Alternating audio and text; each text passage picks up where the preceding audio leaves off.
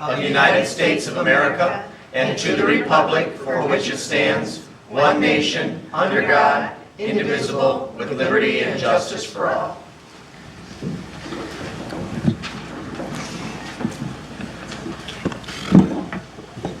Okay, members present this evening are myself, Mayor Marl, Council members Gearboss, CO, McClellan, Mitchell, Mayor Pro Tem Tahar, and Councilwoman Dillon. From city staff, we have City Manager Campbell, Clerk Royal, Treasurer Bennett is not here actually. No, she's not, okay. Wastewater Treatment Superintendent Skull, City Engineer Superintendent Rubel, DPW Director Fordyce, and Parks and Rec Director Scruggs. And Police Chief Rennick, excuse me. The rest of you who are in the audience this evening, we welcome you here tonight, and we would encourage you to sign in the back to my left. At this time, the chair would entertain a motion to approve the agenda as submitted unless there are amendments.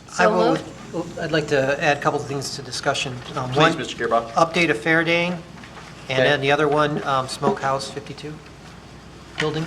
All right, we'll add those at the end of the discussion portion of our agenda after electronic use policy. Thank you. Is there now a motion to approve the agenda as amended? So moved. Moved by Dillon, is there a second? Second. Seconded by Gearbaugh.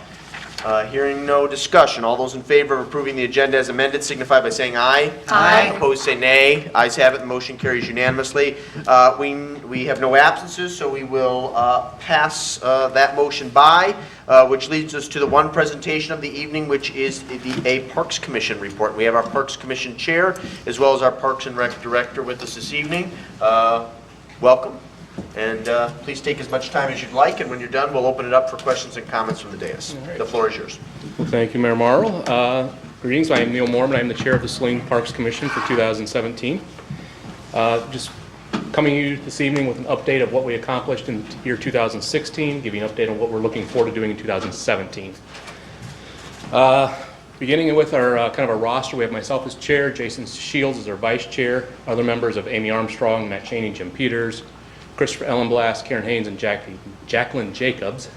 Heidi McClellan was our council rep, Jody Roberts our recording secretary, and Carla Scruggs our staff liaison.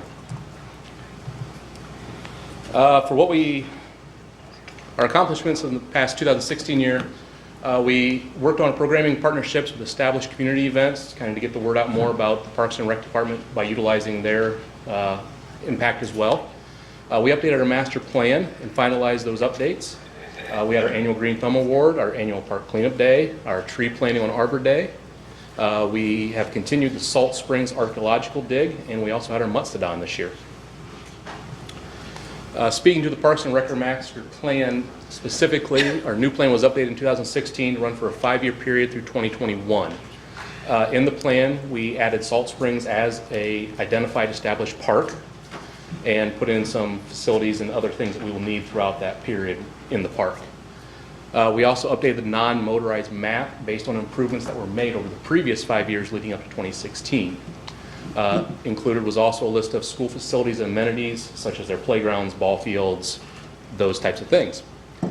We added a recreation inventory to include not only what the schools had, but what the parks have. So we kind of look at the total picture of what's in our community, not just what's in the parks. And then we also reviewed a list of projects and priorities for improvements in each individual park. Again, this year we've worked with several established communities partners, such as Saline Main Street, the Celtic Festival, Workout One, and a new one this year was with M Parks. We worked with M Parks and we created a grant program that we benefited from to install some signage in several of our more walkable parks. It kind of gives a little bit of wayfinding, a little bit of history about the park, and just some guidance as to where your paths are and where you can go and how far you would walk as you would go through the parks. Those were installed in 5 of the parks: Taft, Curtis, Wilderness, Brecken, and Henny. And to my knowledge, they're all up, if I'm not mistaken, and they look quite nice. Our annual award, the Green Thumb Award, is where we reach out to the community and ask for feedback on specific properties that maybe beautify the community a little more and add a little enjoyment. Last year we had 20 nominations, and in our business category, Wrenchwood Farm won. In our residential category, we had 2 winners, the Englands on Henry Street and the First and Owls on McKay Street. And then we have a picture of all of our winners and their representatives receiving their awards that evening. For our annual park cleanup, we cleaned up Canterbury Park. We moved a lot of down branches, pulled a lot of weeds. We cleaned up the fence lines and spread a lot of mulch and just kind of gave a good polish to that park for several more years going forward. Our Arbor Day tree planting, it was a little lean that year. The weather did not cooperate quite as well as we'd liked, but we did install a new maple tree that was donated by Lodi Farms at Teft Park, just outside the rec center. One other notable thing was the Salt Springs Archaeological Dig. This was performed in conjunction with the Historical Society of Saline, the city, and the Huron Valley chapter of the Michigan Archaeological Society. They began in 2016, and they were continuing in 2017 throughout the summer. As of 2017, they had approximately 40 pits remaining to do their initial dig, and they had to revisit some of the already dug pits for further exploration. Looking forward in 2017 and beyond, we're looking to make improvements to existing programs. So certain things that we put on throughout the year, we're kind of evaluating, are they good? What can we tweak in them, make them a little better, maybe introduce some new elements. We're also updating things to existing parks. So we've secured the necessary funding for a new play structure at Breckham Park. That's the Donovan Gillow project that we've probably heard about several times. That is expected to be installed either late this fall or early next spring. We are also researching a solution for the parking issue at People's Park since the Fairdane property was sold and that excess overflow parking was lost. We're also looking at further development of Salt Springs Park. We had a specific plan established just for Salt Springs, so we're looking at how do we want to implement that, and as well as for all parks, securing any grant funding we find that's available to make any necessary improvements. The only upcoming event worth noting right now is our Green Thumb Award presentation of awards. So throughout the summer we did evaluate, we took pictures, got the nominations from community members, and at our next meeting, I believe it's next week, we should go through and evaluate and choose our winners. And then at the October 9th council meeting, we will be presenting those awards to the recipients. With that, do I have any questions?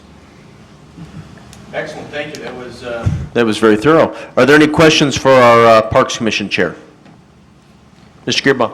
I'm curious, are we replacing more trees than any of the other parks? I know we do one late Arbor Day tree, but I noticed like some of the larger, older ones have been lost in Curtis Park in this past year. Do we have a schedule to how we replace them, or is it more if somebody donates money or something, or just the Arbor Day thing? I believe, actually, Jeff, to answer that, do we have money set aside for tree replacement? No.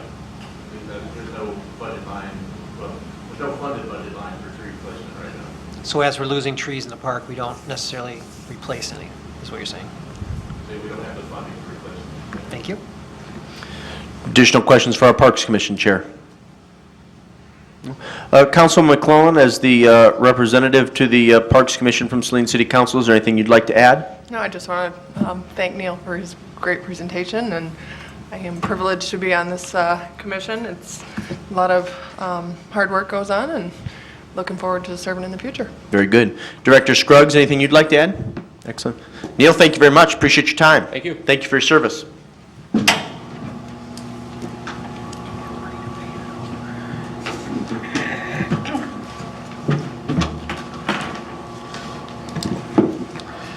Okay, moving on tonight's agenda, we come to citizen comments on agenda items. Under the Open Meetings Act, any citizen may come forward at this time, make comment or question on an item that appears on this agenda. Comments will be limited to 3 minutes per person. Anyone who would like to speak is requested but not required to state his or her name and address for the record. Are there any citizen comments on agenda items? Please come forward. We welcome your comments this evening.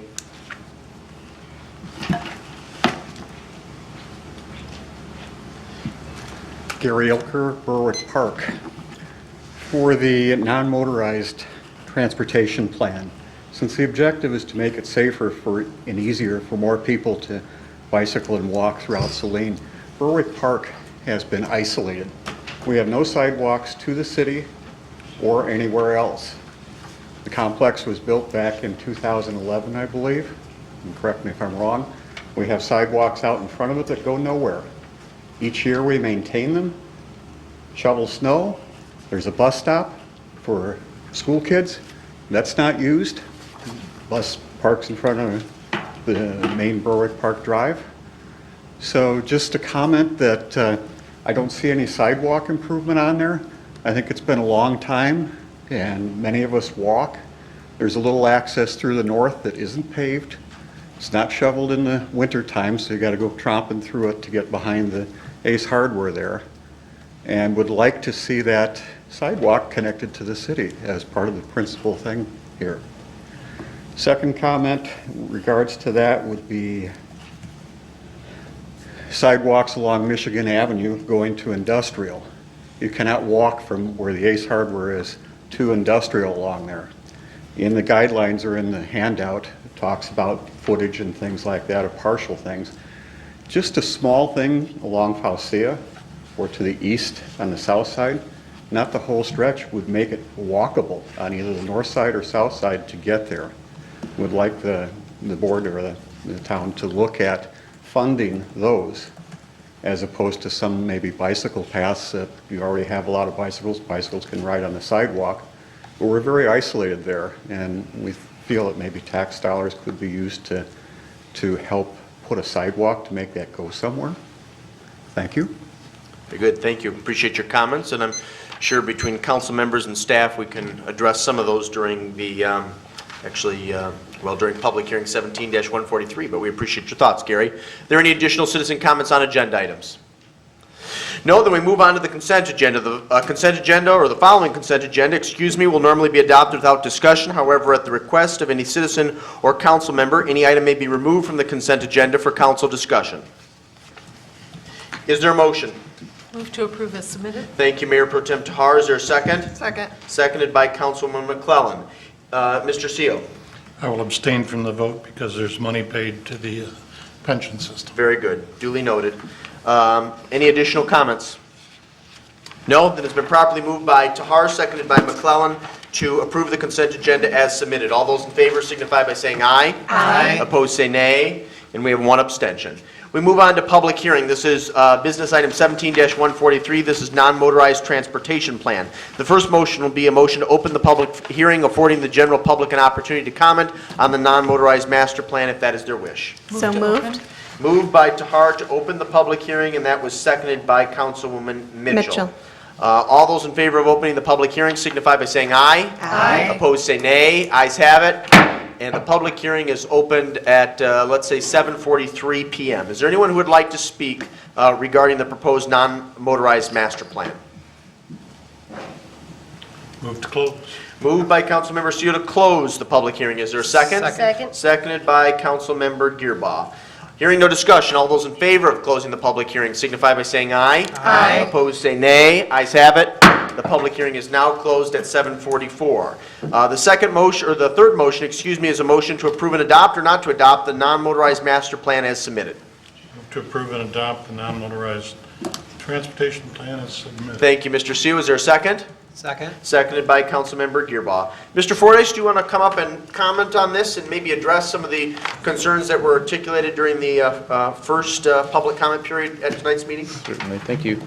So this is the first update to our non-motorized transportation plan. The initial plan was developed as funded by a grant project, and then following adoption of this plan, we then adopted a complete streets ordinance, and part of that ordinance was that we would do regular updates to our non-motorized transportation plan. So this is the first update to that plan. No significant changes in it. All of the justifications and motivations for this work have remained pretty much the same. We did fine-tune some of the proposed projects and the overall plan. On page 25 is a map that shows some of the existing facilities that were constructed as a result of the first plan, and then all the remaining proposed ones.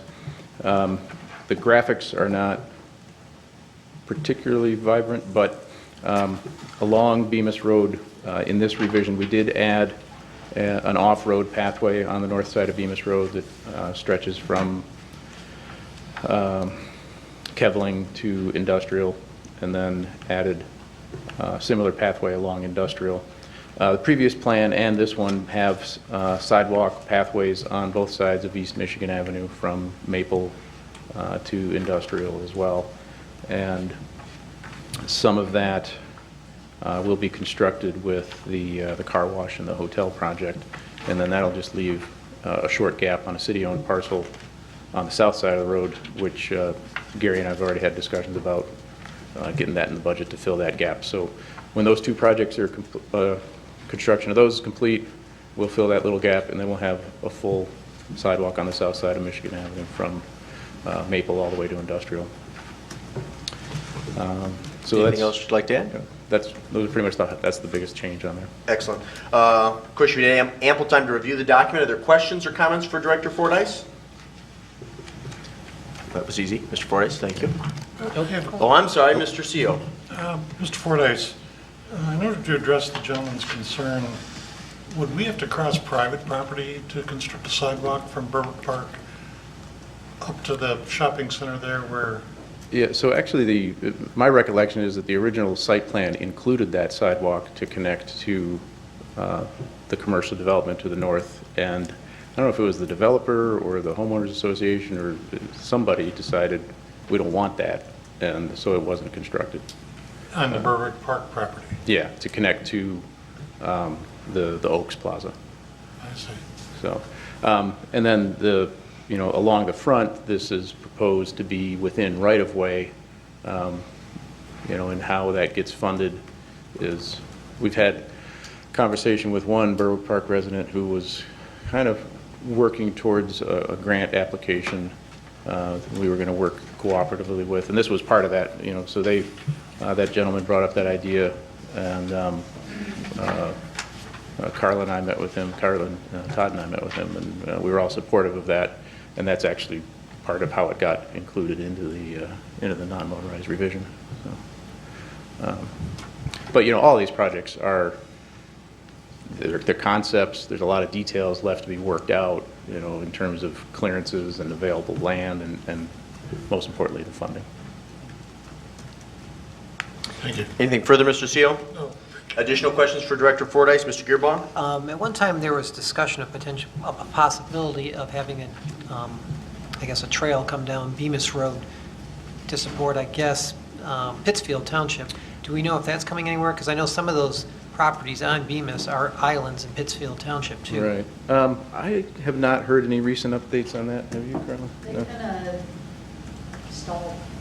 We were meeting with Pittsfield Township and a couple of residents that had kind of brought that to the forefront. And there was some concern about crossing in front of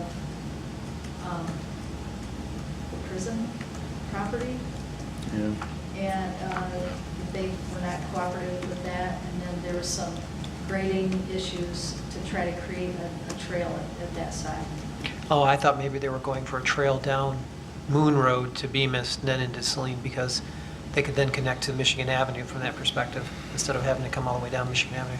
That may be in their master plan. Okay. I'm not familiar with their master plan, but the discussions that we originally had was strictly on this. Yeah. Got it, okay. Just one other thing, I know there's attachment on here with all of these signs and everything, with all the different potential markings and such. Are these just examples of what, there's always a thing about signage, and it's always so much Right. clutter and stuff, and when you look at this, I was just trying to understand, when you look at even the idea of proposed safe pedestrian crossings, there's a lot of those circles and such. Mm-hmm. What does that entail, I guess? Well, so, yeah, these are basically examples of signs that might be necessary along pathways. We have so far gone with a lighter sign approach, and add signs as needed. And a lot of the plan tries to focus on areas where we can have fairly extended lengths of pathway without driveway interruptions. Particularly the off-road ones are nice that way, because you're fully away from the traffic. Right. A lot of this signage comes in when you've got a lot of driveways.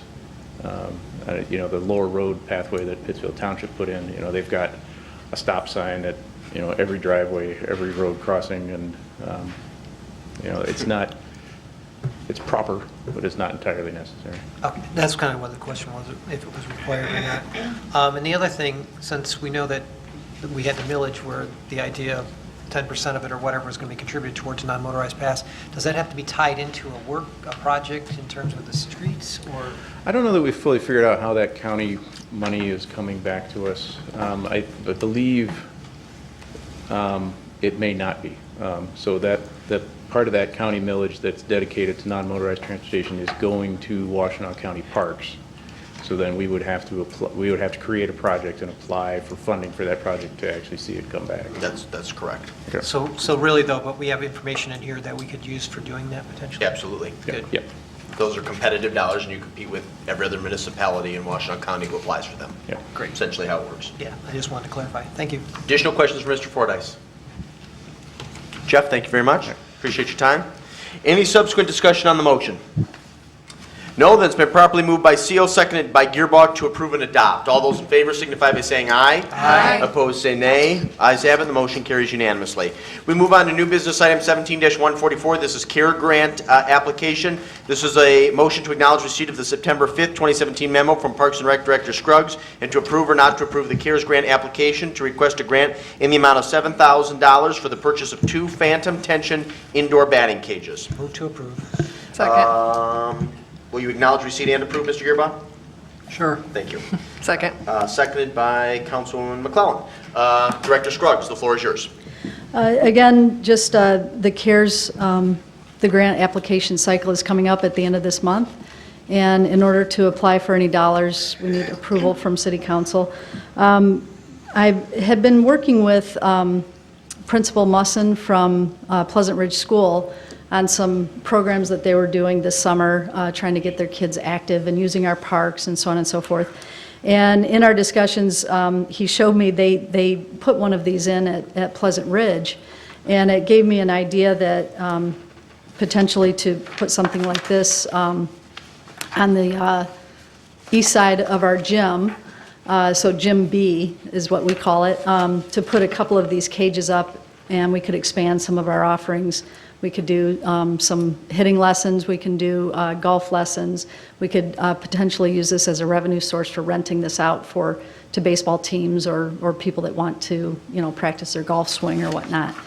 And so he gave me the information, I looked it up, and in order to do 2 of these, we would need to, we are requesting $7,000 from CARES. Thank you, Director Scruggs. Questions for our Parks and Rec Director? Ms. Dillon? Are you allowed to use grant money for purchase of things that you're going to rent out? Can you do that? Is there any issue with that? I don't think so. Okay. And would these be available to rec center members also, or is it just strictly an aftermarket type product? Any, It would be open. The I don't cages, understand. would it be like included with your membership, you'd have access to no, them? no. This, No. it would be similar to like our racquetball court. If you want to rent it out, we have that ability to do that. Okay, so it's only going to be used as a revenue source then? Or for a program that we offer. Okay. Thank you. Additional questions? Director Scruggs, thank you. welcome. Appreciate your time. Any subsequent discussion on the motion? No, then it's been properly moved by Gearbox, seconded by Councilwoman McClellan to acknowledge receipt and to approve. All those in favor signify by saying aye. Aye. Opposed, say nay. Ayes have it, the motion carries unanimously. We move on to new business item 17-145. This is a series of 2 motions regarding paving projects. The first motion is a motion to acknowledge receipt of the September 7th, 2017 memo from Superintendent Engineer Rubel and to approve an award or not to approve a construction contract with DN Higgins Incorporated in the amount of $775,729.50 for adjusted work plan for the 2017 paving, sidewalk, and parks project, and to authorize the mayor and city clerk to execute the contract documents. Move to acknowledge? Just to acknowledge, Ms. Dillon? Yes. Okay, is there a second? Second. Seconded by Councilwoman Mitchell. Mr. Rubel, the floor is yours. Thank you, Mr. Mayor. The project parts, these 7 projects came together a little late in the year because of their, some of the developmental process to it. We had hoped to put in People's Park, but that was delayed. We were ready to go with it earlier. But then when that delay went on for more than 2 months, and we had opportunity to add on a few more projects, we finished up Salt Springs Park plan. And so we were able to put together this 7-piece project. And when you do that, you would save time in both the engineering, construction phases, and its design phase, and also get have only one contractor involved, one contract administration, and then one set of inspection items. So there's an economy of scale there, also on the unit prices, besides of the administrative and the engineering aspects. And so we were able to get everything together, and Midwestern Consulting, who had earlier bid and obtained, or was almost awarded a project on the People's Park project, was able to convert that into the 7-part project, and that was approved by council earlier in the year. But they turned it around relatively fast, so we were able to get it out, bid it out yet, so we could get a majority of it done during the late construction season, and still take advantage of some good weather, and then some of the aspects that needed to be done in warmer weather would be finished up in the spring. This is the case with a lot of projects, more recently the US 12 project. We did advertise. We actually got 4 bids, which is good for this time of year, and they were of pretty good quality bidders. We were very happy that D.N. Higgins was the low bidder compared to the other bids. They've got a lot of experience here, just as MCI does with designing streets and utilities for us and private developments. And D.N. Higgins has been here a long time, done a lot of work for us, subdivisions, streets, you name it, very successful at their work also.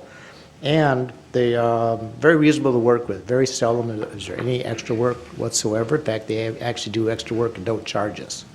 And so we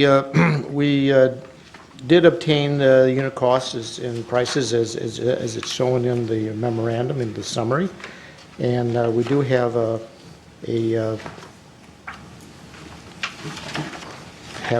low bid award for Higgins at the reduced cost of $775 to draw the project back into line with our more or less our budget estimates. We do have to make a change there. One significant change would be to put Colony back into one of our original thoughts, that it would be just a mill and repair of one part of it versus a total reconstruct. And so we found out then, yes, the total reconstruct is too costly. That's the main driver of the higher price.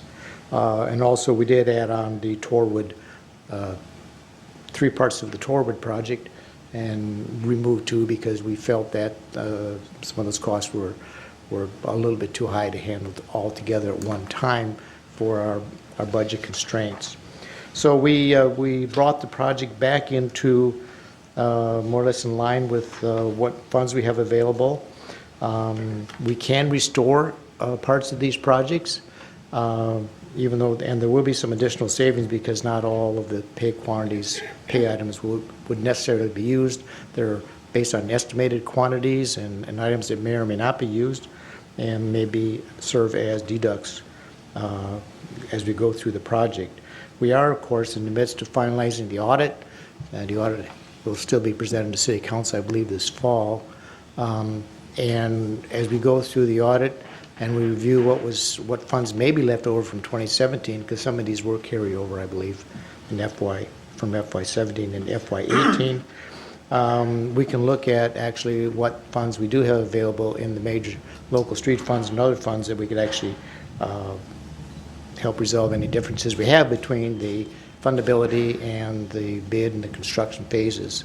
And also because part of the project no doubt will end up being in the spring of 2018 for finalizing, because we did build into the construction contracts a spring construction completion date on some of these to May 15th. Okay. So we have time. We can carry some over, we can finish next year, still all within the FY18 budget year.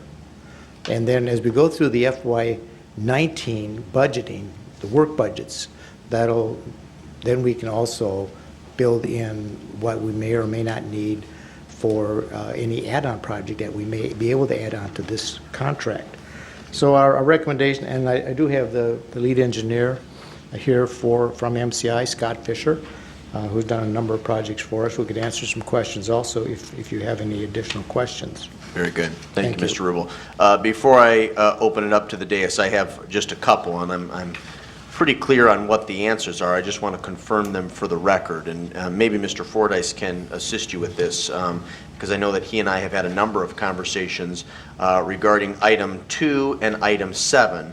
Harper Drive and West Bennett. Those are within close proximity to my home, and when I walk the dog, especially on Harper Drive, I've had some respectful but passionate conversations with residents about the state of that street. So there'll be a mill and fill done on Harper Drive. Can you elaborate on what sort of concrete repairs will need to be done in addition to the mill and fill?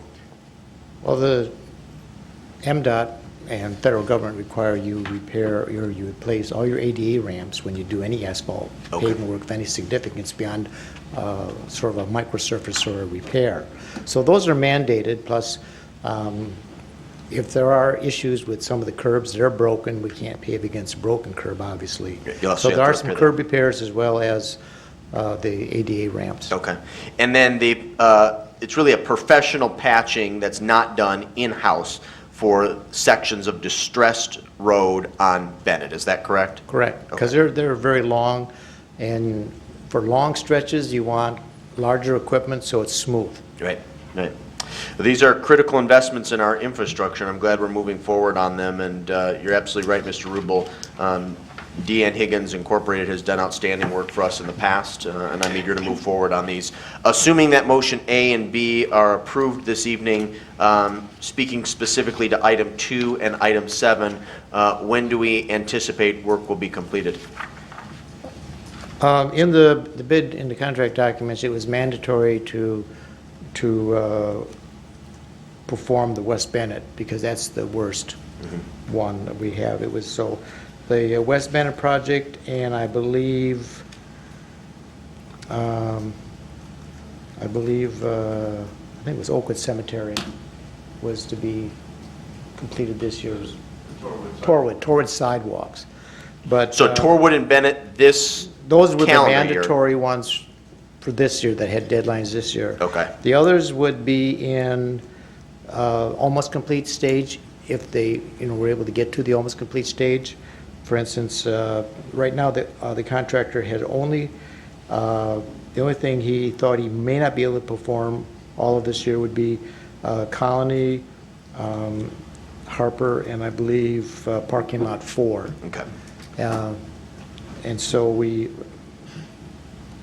they would probably survive another winter. Okay. And it would be very risky to try to do some of these street projects this late in the year. We've had some really bad situations before when you try to pave in the fall, you open up the subbase and you get like a couple of days of rain. Right. It does not dry out.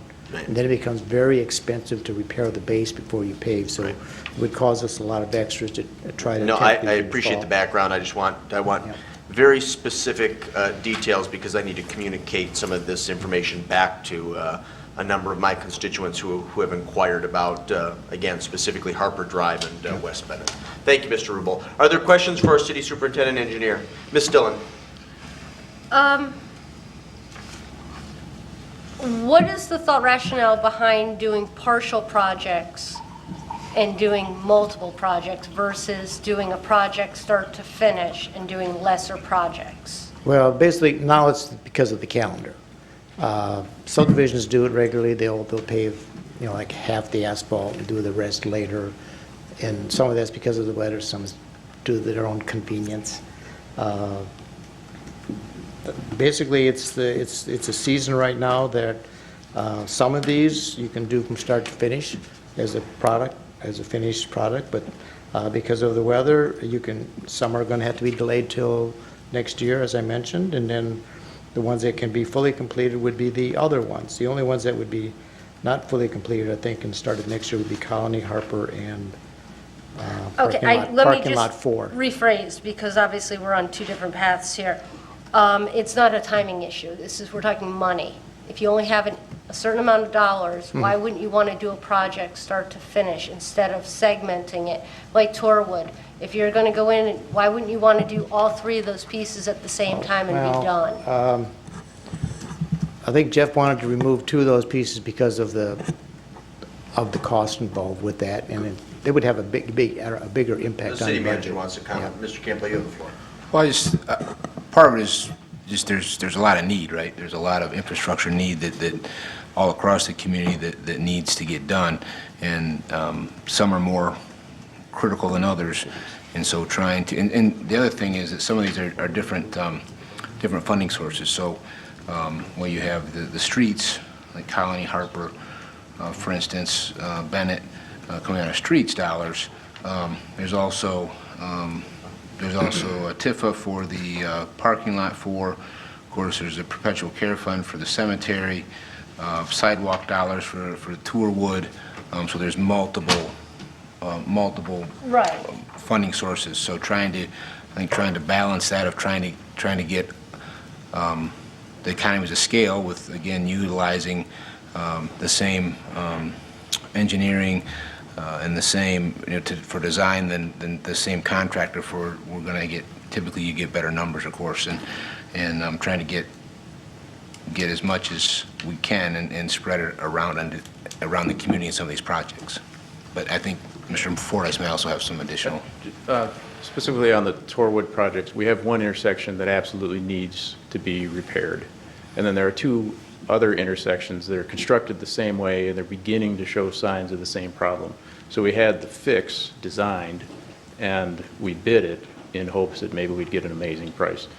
We got good prices. We didn't get amazing prices. So there's not funding for those to do all 3 of those sidewalk repairs right now. So we're doing the critical one, and we have the solution on the shelf for the other 2 for a future project. No, that's fine, because I know with the Torwood, those other pieces have not yet failed.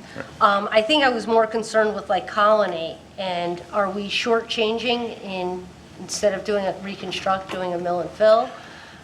I mean, certainly is it short-sighted? Reconstruct is better. The base there is, I think, good. It's, the reconstruct idea was to make it great, and get maximum life out of it. But that maximum life comes with significant additional cost. The mill and fill is somewhat of I wouldn't call it a Band-Aid. It's a really excellent bandage. It is a good pavement solution. It's not going to last as long as a reconstruct, but it costs less than half of what a reconstruct costs. So we'll get good service out of it. South Lewis was a quick mill and fill, and that honestly has surprised me on how well it has held up, given the condition of the pavement there. Yeah, so mill and fills work.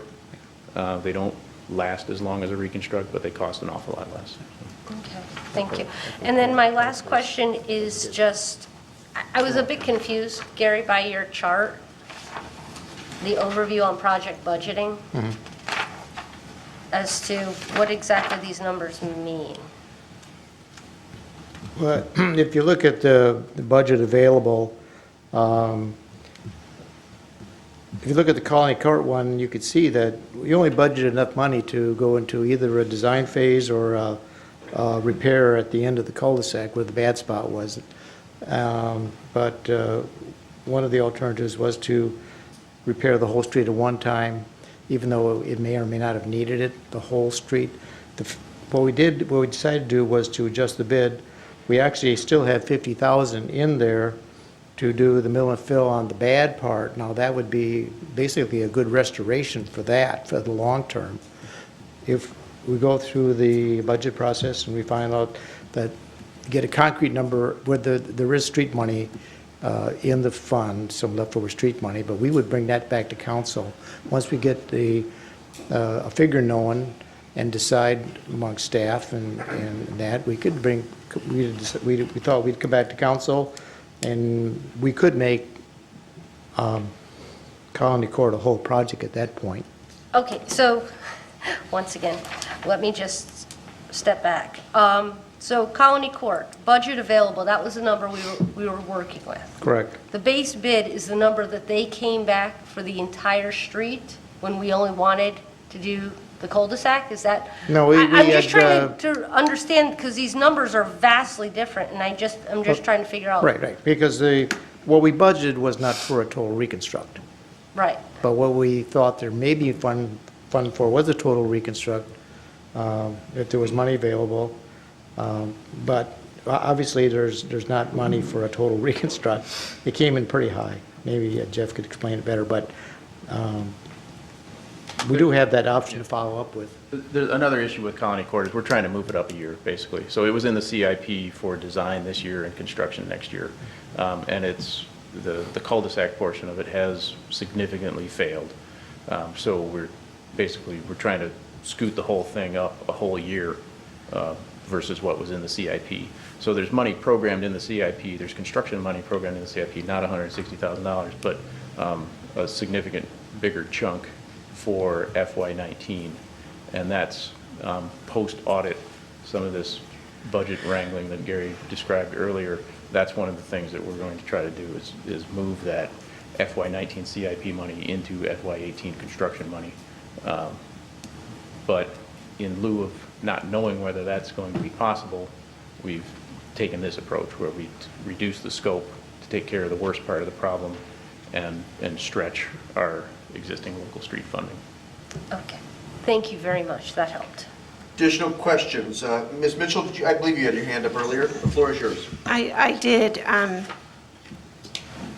So on page 1, under the major adjustments section, item 3, delete the asphalt mix fiber reinforcement from parking lot 4 and Cemetery Drive projects. Can you talk a little bit about the trade-offs on that and what that means? Well, the fiber reinforcing, it's a fairly new product. We have a couple streets where we added the fabric, the whole rollout fabric, like North Ann Arbor Street, and we use fabric on Saline River Drive, sorry. And that's practical and useful in cases where you have a issue with the subgrade and it's not really stable. Here, our engineers thought it would be good to get a price on that and see what it would cost with the project. And if it's like like if it's other fabrics made on it may be worthwhile because it might buy you maybe 5 or 6 years of age, but and stops a little bit of cracking. But the price came in pretty high to add the fibers into the mix, and so we knew that was an item that we may or may not go with. In this case, we decided because of the way the prices came in, and also to keep it within funding, we would just eliminate the fibers, since that was just basically an enhancement to the design that we could live with or without. Please continue. So as a follow-up question, when you say an enhancement, so if I have a road bed, I'm going to use some terms I'm not super familiar with. I have a road bed with a fabric, I don't know what you would call that. That's one option, and then the fiber mixing in is another. Is there a difference in lifespan or how you repair it, or why would we want to go with the fiber? Well, the fiber wasn't really an essential design for structural capabilities of the asphalt. It was basically, it's like an additive, how you buy something and then someone suggests, well, if you put this additive in, it might perform better.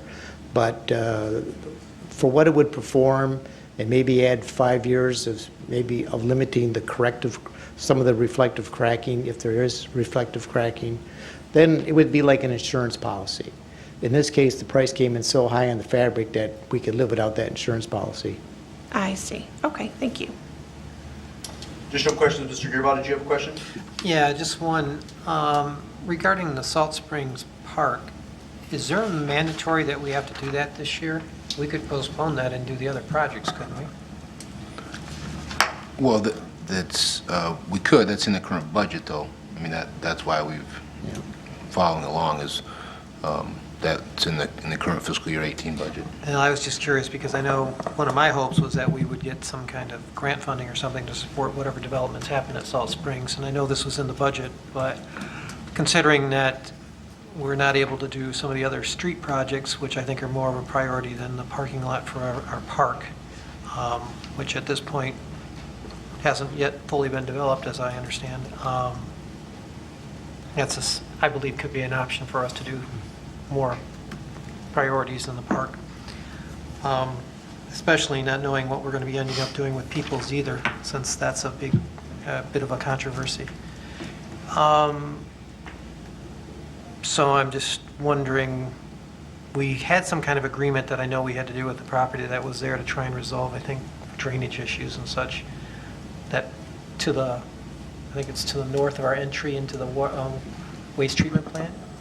Is that part of the reason why we would want to do this at this time?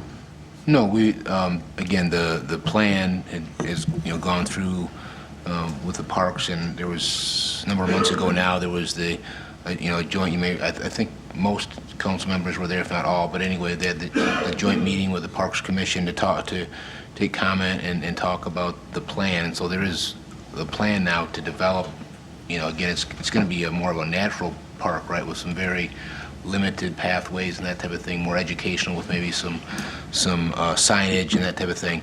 But again, certainly if council wanted to change that, it's in your purview. That would be something that you all would want to, I would recommend if that's the case, that you would want to vote on and make that decision. But yeah, I mean, that, again, the reason it's here is because that was put forth in the budget to go forward, and so that's, but it certainly could be changed, and yes, we could use those general fund dollars elsewhere.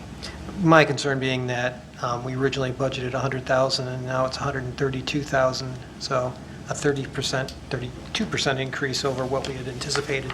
Seems like a very large aspect to go for a parking lot at this point in time. Well, and this is, if I may, and that's fine, but just to point out, it's for the parking lot as well as the entrance path into the park, so that we'll run along the, you may recall, phase 2 of the wastewater treatment plant improvements. We put up that new fence, and part of that new fence is because the entrance pathway will run along the outside of that fence at the wastewater treatment plant, on the south side between that and the riverbank. So that would be the pathway into, the official pathway from the parking lot into the Salt Springs Park. I guess for me, it would be as if we invested this money this year into it, that future funding be all contingent on grant money coming in, and that we wouldn't be using more general fund dollars. Thank you, Mr. Gearbaugh. Additional questions for staff? Let me jump to Mr. Seo and then Mrs. McClellan. You may have some questions as well. Jack, please. On your chart, Gary, you show 765 budgeted and 775 you're asking council to spend. Where do we get the other 10,000? Well, some of that had to be some inter-project or inter-fund transfers where some are higher and some are lower. There are funds in some of the budgets that could go to the other projects, but I understand shifting money from one to the other, yeah. but this is the total. Right. Shows 765 budgeted, 775 is the end you're asking council to approve. Well, yeah, I guess we would have to pull that money from another line item within a similar budget in the general fund, or whether it's major local street funds. They would have to take from one of the other surpluses to make it balance. But that would be, we could do that internally with the treasurer's office, and we had already planned to come back once we get into the project some more and review what happens after the audit. If we have to amend a budget, and we have amendments coming, and we normally do follow up with a budget amendment when we have differences in these project bids and project budgets. You know, when we make the estimates on these projects, it's a year before we even bid the project. If I may, so the largest difference, Mr. CO, as you are correct, is to the item that Mr. Gearbach just talked about with the Salt Springs, right? So budget of $100,000 with the adjusted bid to $132,000, and so if we did go back to the 100, if council did in fact want to take that money and repurpose it, reallocate it to some of the street projects, for instance, like County Court, then that 100,000, of course, then that additional 32,000 would go away, and then it would actually be under those budgets. But yes, I mean, the quick answer is that is correct. We would need to, as currently, if council were to approve as presented, that extra 10,000 would come out of the general fund towards that Salt Springs project. So there's a flexibility in the budget to allow for that? Well, I mean, it would currently it would come out of the, you know, because we're not quite halfway through the year yet, right? We're just finishing up the first quarter. So, yeah, that would come out of the fund balance currently, or we'd go through and which I don't think we have, to go through and see if we could reduce something else that's currently budgeted so that the bottom line is not impacted. Okay. Ms. McClellan, did you have a question? Just a question on the Salt Springs parking lot doesn't, that can't come from Tiffin dollars, is that right? Because it's not in the Tiffin district? That's correct. Okay, just want to clarify that with the parking lot, if parking lot 4, or not parking lot 4, but the People's Park parking situation doesn't happen this year, because that was Tiffin dollars, I just wondered what that was, so. And then I don't know that I like the idea of, I don't really like that it's going over budget on that parking lot for Salt Springs, but I know that is part of the parks plan, and part of developing that park and getting people down to that park is having a parking lot there. So that's just my personal opinion. So. Additional questions for city staff? Gentlemen, thank you very much. Any additional discussion on the motion made by Councilwoman Dillon, seconded by Councilwoman Mitchell to acknowledge receipt of the memo dated September the 7th, 2017? No, then we'll proceed to vote. All those in favor signify by saying aye. Aye. Opposed, say nay. Ayes have it, and the motion carries unanimously. This time, the chair would entertain a motion to approve an award or not to approve the construction contract to D.N. Higgins Incorporated in the amount of $775,729.50 for adjusted work plan for the 2017 paving, sidewalk, and parks project, and to authorize the mayor and city clerk to execute the contract documents. Move to acknowledge and approve. It's actually already been acknowledged, so Oh, I beg your comfortable, the verbiage would be to approve and to award. Oh, I see. So move to approve and award. Thank you, Councilwoman Mitchell. Is there a second? Second. Seconded by Mayor Pro Tem Tahar. Comments, discussion, Mr. Gearbaugh. I would just like to make a minor amendment to it or whatever to increase the amount of the budget to equal the amount of what we're actually authorizing to pay. Since it's 765 and we're authorizing 775, we just don't have any. I agree with Mr. CO that I would like to have the numbers match. Well, and I appreciate that, Mr. Gear, but not to complicate matters further, but since we're discussing how best to proceed, I actually agree with the vast majority of comments you made as it relates to Salt Springs Park. It is correct that it is a budgeted item for this fiscal year, and Salt Springs Park is a marvelous project, a great addition to our inventory of parks. But it must be said that it's not as much of a priority as paving, surfacing, and maintaining existing roads and streets in our infrastructure network. So I have no problem moving forward this year with the parking lot. To Mr. Campbell's earlier point, the $132,589.25 includes not only the parking lot, but also the initial pathway? That's correct. Okay. I mean, you have your preference. I guess my preference would be, again, I'm comfortable, I'm fine with proceeding with the parking lot, I don't know that I want to use, I would maybe amend that number to subtract the initial pathway. Works for me. I'm sorry. Please, Do we know what that number is? do you have that number? A majority of this cost is not the parking lot. Right. A majority of this cost Oh. is a river walk. It's a two-part project. If you look here, it says Right. on the explanation, construct the parking lot, it's small, 12 or 13 space strip along the driveway of the wastewater plant. The river walk is the way people walk between the wastewater plant entrance and to the park. So you could build a parking lot, and there's no way to get to the park at all. I realize that.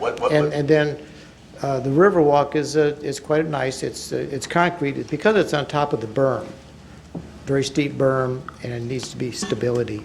What's the cost? Yeah, I'm not, Yeah, not debating the it wasn't value of the it wasn't pathway. bid separately. It's part of the cost, but I would say it's probably it's probably more than 80% of this number. It's probably at least the parking lot maybe is 30,000, and the Riverwalk is probably around the 100,000.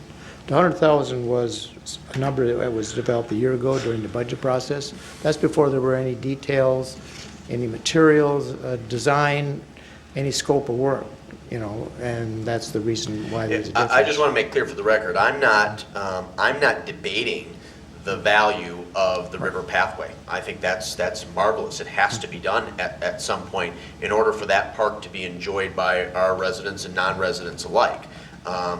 To an earlier point, I think it's critically important that these numbers jive and that this is balanced.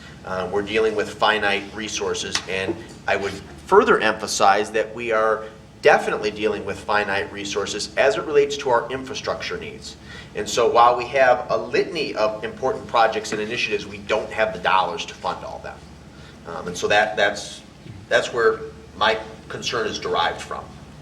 So, again, I gave you my preference. Mr. Gearbaugh gave another preference, and then I guess kind of agreed with mine, but Chair's willing to work to develop a consensus amongst my colleagues. Mr. Gearbaugh? Part of my understanding was I thought most of this was going for a parking lot down there, because I thought part of the problem was we were dealing with commitments with the other piece of the property, or the next door neighbor, because of drainage and everything else that was there. Again, my preference would be is to fix our roads versus this process, and hopefully the DNR always has money that's available for these type of things, especially with this being so located next to water. That our opportunity to get a grant for this, I think, would be more achievable than we would with a lot of other projects that we're trying to get funding for. So I appreciate the mayor's approach, and unfortunately, I don't know how you would split this out unless we were to hold off on the whole project. And that's certainly an option as well. So let me start with you, Mr. Gearbaugh, since you were the first one to chime in on this. At this point, in favor of keeping that line item, reducing it, or eliminating it? Eliminating it. Eliminating it, okay. That's the consensus I'm looking for. Ms. McClellan, I'm going to ask the same question of you.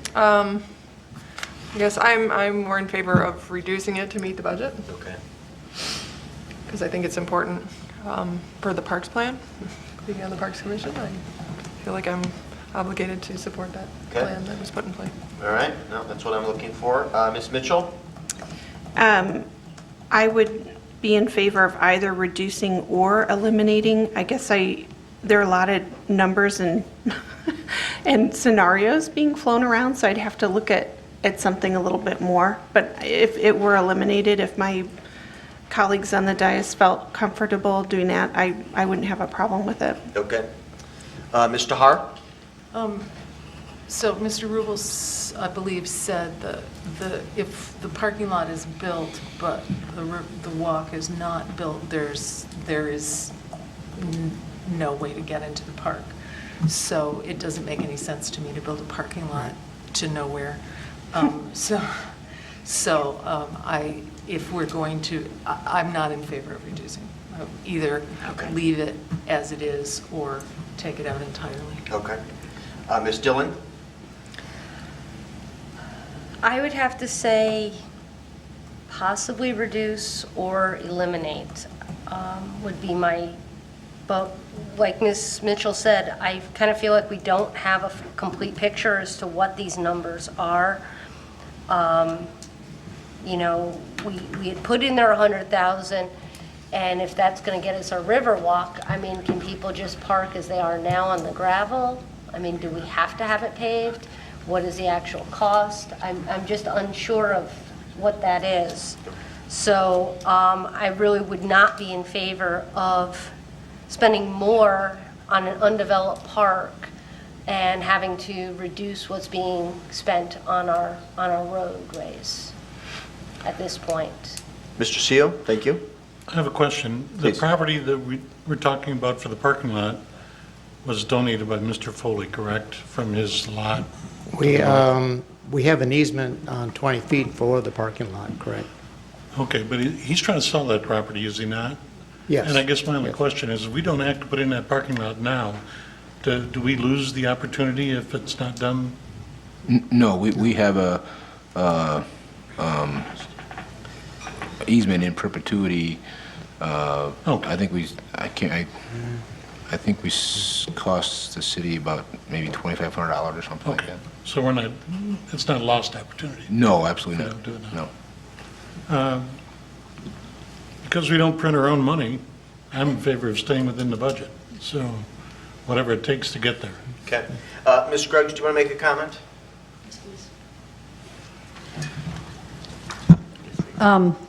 Obviously, my druther would to go forward with the project. However, one comment that Councilman Gearbob made is, going for grants. I think it's a great idea. We've already started our discussions about the April 1st grant application through the DNR, and I think that we have a good opportunity to get a grant because we are near the waterways. However, we need money in the general fund in order to apply for these grants. So 25% match for a grant is the minimum that we need. The more money we put towards a match with the DNR, the better, the more points we get to get access to one of the grants. So you might want to consider leaving some in order to apply for a grant. What number would you throw out or suggest? So currently, the base bid was, it's $132,600 basically. 32,000, that would be 30% of what the project would be. Okay. And the more you put towards it, obviously, the better opportunity there is for us to get the grant. Okay. Mr. Gerber, how do you feel about that, about reducing it? I know you were initially inclined to eliminate, but how do you feel about reducing it from 132,000 plus to 32,000? That's fine, because I was looking at, potentially a 25% match, even if we were to talk about a $150,000 budget potentially, instead of what we are doing now, but that would be funding that would support it. So I agree, we can keep those funds in there for a match, hopefully, if we get the grant. Okay.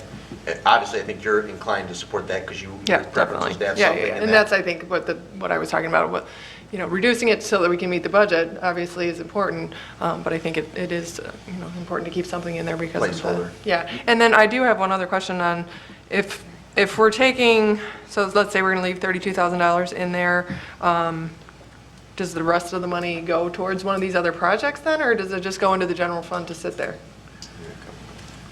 Well, that would, if, either or, it depends on the pleasure of council, if you direct us to utilize that dollar. So to stay within the budget, right, 765, well, we need a little help, Gary. As far as the street funding, if at least what I'm hearing, and certainly correct me if I'm wrong, but what I'm hearing is majority council saying, if you have to make a choice, then let's use the money towards the general fund dollars towards the street projects and enhance those, and then come back at a later time for the Salt Springs Park. Is that, I don't want to, that's... I think that's pretty close. I want to try and keep this as organized as possible, folks. I think that's what I'm hearing. Do you want to follow up on your line of questioning, Ms. McClellan? Did you have any I guess, do we need to then reallocate it towards one of the other projects, or? Right, and that's what I'm trying to. Does that happen now, or does that happen Well, at a here would future be, thing? here would be my suggestion. If the consensus is to reduce the Salt Spring line item from 132,000 plus to 32,000, that frees up essentially $100,000. So that clearly puts us in the black, which is good. That was a desire and a request that was vocalized by a number of folks at the dais this evening. My suggestion is that staff come back at a subsequent meeting, either our next meeting on the 18th or our first meeting in October, and articulate some ways to use that 100,000 in our infrastructure network. Okay, does that sound okay to you, Ms. McClellan? Yep. Mr. Gearbox shaking his head, that sounds okay to you? Ms. Mitchell, sound okay to you? Ms. Tahar? Well, I'm, there- Excuse me, I was told before the meeting there'd be no math, so, Because we had to meet the budget and then, Yeah. okay. Correct. yeah, my apologies. Okay. You're okay with that? arithmetic problems aside. Yes. Yes, Ms. Dillon? Yes, but question is, how does this affect the bid? That's a good question. I was going to mention it. We were able to negotiate with the contractor because when this is bid out, it's for all the bid prices and the work plan, and the subcontractors are based on doing this piece of 7 projects. Now, it's sort of like there's a contract, offer and acceptance on a contract. Now, if we have to go back and renegotiate with the contractor, he's the one that determines whether or not he would sign the agreement with or without all the projects being whole or in part. He has agreed to this, to the deducts we put forward to reducing the Colony Drive project to 50,000, which does the bad part. If I may, Mayor? Please. What I would suggest is, I think, to the mayor's suggestion, because our next council meeting is next Monday, is a week from today.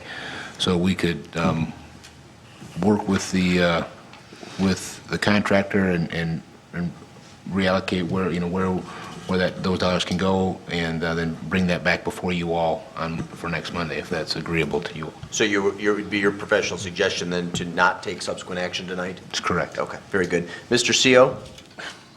I want to throw a further fly in the ointment here. I guess several questions. If we're going to pursue a DNR grant, does it help us to have that parking lot there already? Not necessarily. I mean, again, I don't think it's going to hurt or help. My only concern was in the fact that we had $10,000 more, for the bid than we had budgeted. Sure. So if we're going to eliminate the whole Salt Springs Park and set aside $32,000 for a potential grant match in the future, that frees up a lot more than $10,000, either $90,000 or $100,000, depending on the math. So I just assume get as much work done as possible. Right. But I guess that the best way to do it is to set aside $32,000 to earmark it to make sure that Mr. Higgins is still going to give us the same price on the remainder of the project. If we go forward without the Salt Springs, then go ahead and do it. All right, here's my suggestion, because we've been on this issue about an hour now. Sounds like it's unanimous to reduce that amount from 132,000 plus to 32,000 to put in a placeholder so we can apply for grants and additional revenue. Mr. Rubel, between now and our next meeting on the 18th, you need to go back to D&H Higgins Incorporated to see if they will still agree to the bid subsequent to the change. And staff needs to also be prepared either on the 18th, it needs to be on the 18th, to talk about how we could spend approximately $90,000 of additional revenue on critical needs in our infrastructure inventory. Does that make sense? Okay. It's Mr. Campbell's suggestion that we do not take subsequent action this evening, which I'm good with. However, I was boning up on my parliamentary procedure and Robert's Rules of Order this past weekend. There is a motion on the floor by Mitchell, seconded by Tahar, to approve an award. It would be my recommendation to vote no on that. Once a motion is made, it actually, in a technical sense, no longer belongs to you, it belongs to the body. And then to make a subsequent motion to postpone further action on motion A and motion B to date certain, and the date certain would be our next council meeting on September 18th. Does that sound good to the group? Yes. Okay. So there's a motion on the floor moved by Mitchell, seconded by Tahar to approve and to award. All those in favor signify by saying aye. Aye. All those opposed say nay. Nay. Whoops, sorry. You want to change your I vote? want to change it. Okay. So we were voting on postpone. The nays have it, and the motion fails unanimously. At this time, the chair would entertain a motion to postpone subsequent action on item A and item B of new business item 17-145 until date certain, and that date certain is our next council meeting on September the 18th. So moved. Moved by CO, seconded by Dillon to postpone. Any discussion? If we postpone, is that going to throw off timelines for construction for this year, for the Colony or the Harper jobs that they were hoping to finish in this calendar year? It may, I mean, obviously, it's always weather dependent, right? So it could possibly, but what I would say is we want to get it right. Right. No, just wondering how that affects the projects that we were expecting to get done. I mean, I can't speak for the contractor, and I can't speak for the weather, so. Just a concern. If it was if we had our normal schedule, which is a 2-week gap, I think it may prove more problematic, but since our meetings are back-to-back this month, I think it will be a minor hiccup. Okay. Okay? All right, there's a motion on the floor to postpone to a date certain of September 18th. All those in favor signify by saying aye. Aye. Opposed say nay. Ayes have it, the motion carries unanimously. These items will be revisited under unfinished business at our next meeting on September the 18th. We move on now to new business item 17-146, odor abatement, engineering, design, and construction agreement. This is a motion to acknowledge receipt of the September 7th, 2017 memo from City Superintendent Engineer Rubel and to approve or not to approve the Tetra Tech proposal at an amount not to exceed $330,000 to design the odor abatement SRF project, including the plans, specification, bid documents, MDEQ permits, and to authorize the mayor and city clerk to execute the professional service agreement. Move to acknowledge receipt. Moved by Gearbaugh to acknowledge receipt. Is there a second? Second. Seconded by Councilwoman Dillon. Mr. Gary Rubel and Mr. Brian Rubel. And of course, Mr. Scull, if you'd like to join these two gentlemen as well, we welcome you to the dais for a brief comment. Obviously, we spoke at length about this issue at a recent work meeting, but we would be delighted to hear your thoughts, and then I'll open it up for questions. I really don't have too much to add because the work plan was established through the project plan submitted to DEQ. Council decided on an alternate 6, so the construction, engineering, inspection, and the wherewithal to amend the project plan, move forward with the SRF grant administration was all put in motion at prior meetings. And so at this point, we requested and received the proposal from Tetra Tech to take the project into both the design phase, into the design phase. And then subsequently, after going through extensive reviews and permits and approvals by the DEQ, and after that, it would probably go into a construction phase. Tetra Tech has been working feverishly, keep us on a strict schedule to meet the timeline that would get us to odor abatement in the quickest possible time. And so if that holds up, then we would hold true to the schedule that was discussed at prior meetings and begin construction probably next April, I believe, was it? Be spring of next year. Spring of next year, and then finish up in probably by the spring of 2019. Very good. Mr. Brian Rubel, do you care to make any comment at this time? Well, I also am going to be brief. We've talked about this at length. Just a word about the team that will do the work for you. Mr. Ross at Webster did contact me when the city's request for proposals or qualifications was out, and communicated to me that Webster was a very small company, but a very qualified company, and they needed to team with a larger company to complete any design work, and asked if we would consider leading a team with them as the sub-consultant to design the process improvements. And I thought that was an ideal solution for Saline. It carried forward the expertise that Webster had during the study, And in particular, Webster needs mechanical engineers, electrical engineers, architects, structural engineers, all of which Tetra Tech can provide. So I thought it was the ideal solution for Saline, and that's how our team was formed. And I think we heard very clearly your desire to keep on schedule for the project, and Mr. Ross is available to come back to Saline as early as next week to get started with the project if you move forward with the team. I think the only other item I'll point out is after the last workshop, I did call the DEQ to communicate that I think alternative 6 was the preference. That was not the alternative described in the project plan. I was calling just to kind of walk through the mechanics of the adjustments we need to make.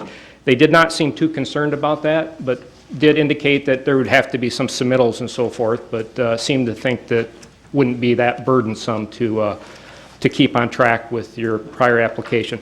The excellent news about that phone call is they told me that they had scrubbed their numbers, their applicants, and that Saline would now qualify for $100,000 of principal forgiveness, not the $50,000 that they had previously communicated. So it was an absolutely thrilling phone call to make to get that good news and share that with the city. So Absolutely. That's excellent news. That's Thank all you, I have. Brian. Questions for these two gentlemen? Mr. Gearbaugh and then Councilwoman Mitchell. Just a couple. In terms of our main priority is the waste treatment plant odor abatement. How much time will have to be dedicated to the Beach Court pump station and the South Side pump station? I know that's part of the odor abatement, but I think about 90% of the effort goes to the wastewater treatment plant, about 10% to the pump station and the flood pump station. Did I answer your question? yeah, I just want to make sure that nothing, as a result of that Beach Court pump station, offsets and delays the odor abatement improvement, because that is not a priority. I don't anticipate that at all. That's a good question. But. I think that was the only other question I had at this point. My only other concern is, as you know, you've been working on our sewers treatment plant for the last 3.5 years or so forth. I am very concerned, as you know, that this be resolved as an issue. And I was hoping when we talked about this, we of course have not bid this out to any other company or anything else. My concern has been that part of the renovation of this plant contributed to some of this change in the odor and stuff. So as we move forward, from my perspective, I want to put Tetra Tech on notice that whatever you do in this design, it needs to solve this problem. The design will be to the standards of the industry. I promise you that. Okay, thank you. Ms. Mitchell, did you have some questions? I just wanted to double check with Mr. Brian Rubel. You said that the alternative number 6 was not described in our application? Yeah, you will recall that there was a draft report done. Then the SRF timing was such that the applications were due prior to the second Webster or the final Webster report. So we had to proceed with the draft Webster report and the alternatives in there. Because of that, your application to the state does not reflect what's in the final report. So we will have to go through a modification process. Okay. And I have a follow-up question. In your experience, does that type of modification hurt the chances of an award? No, you're going to get the funding. But the funding is for a specific project that we have applied for. So we are going to modify that.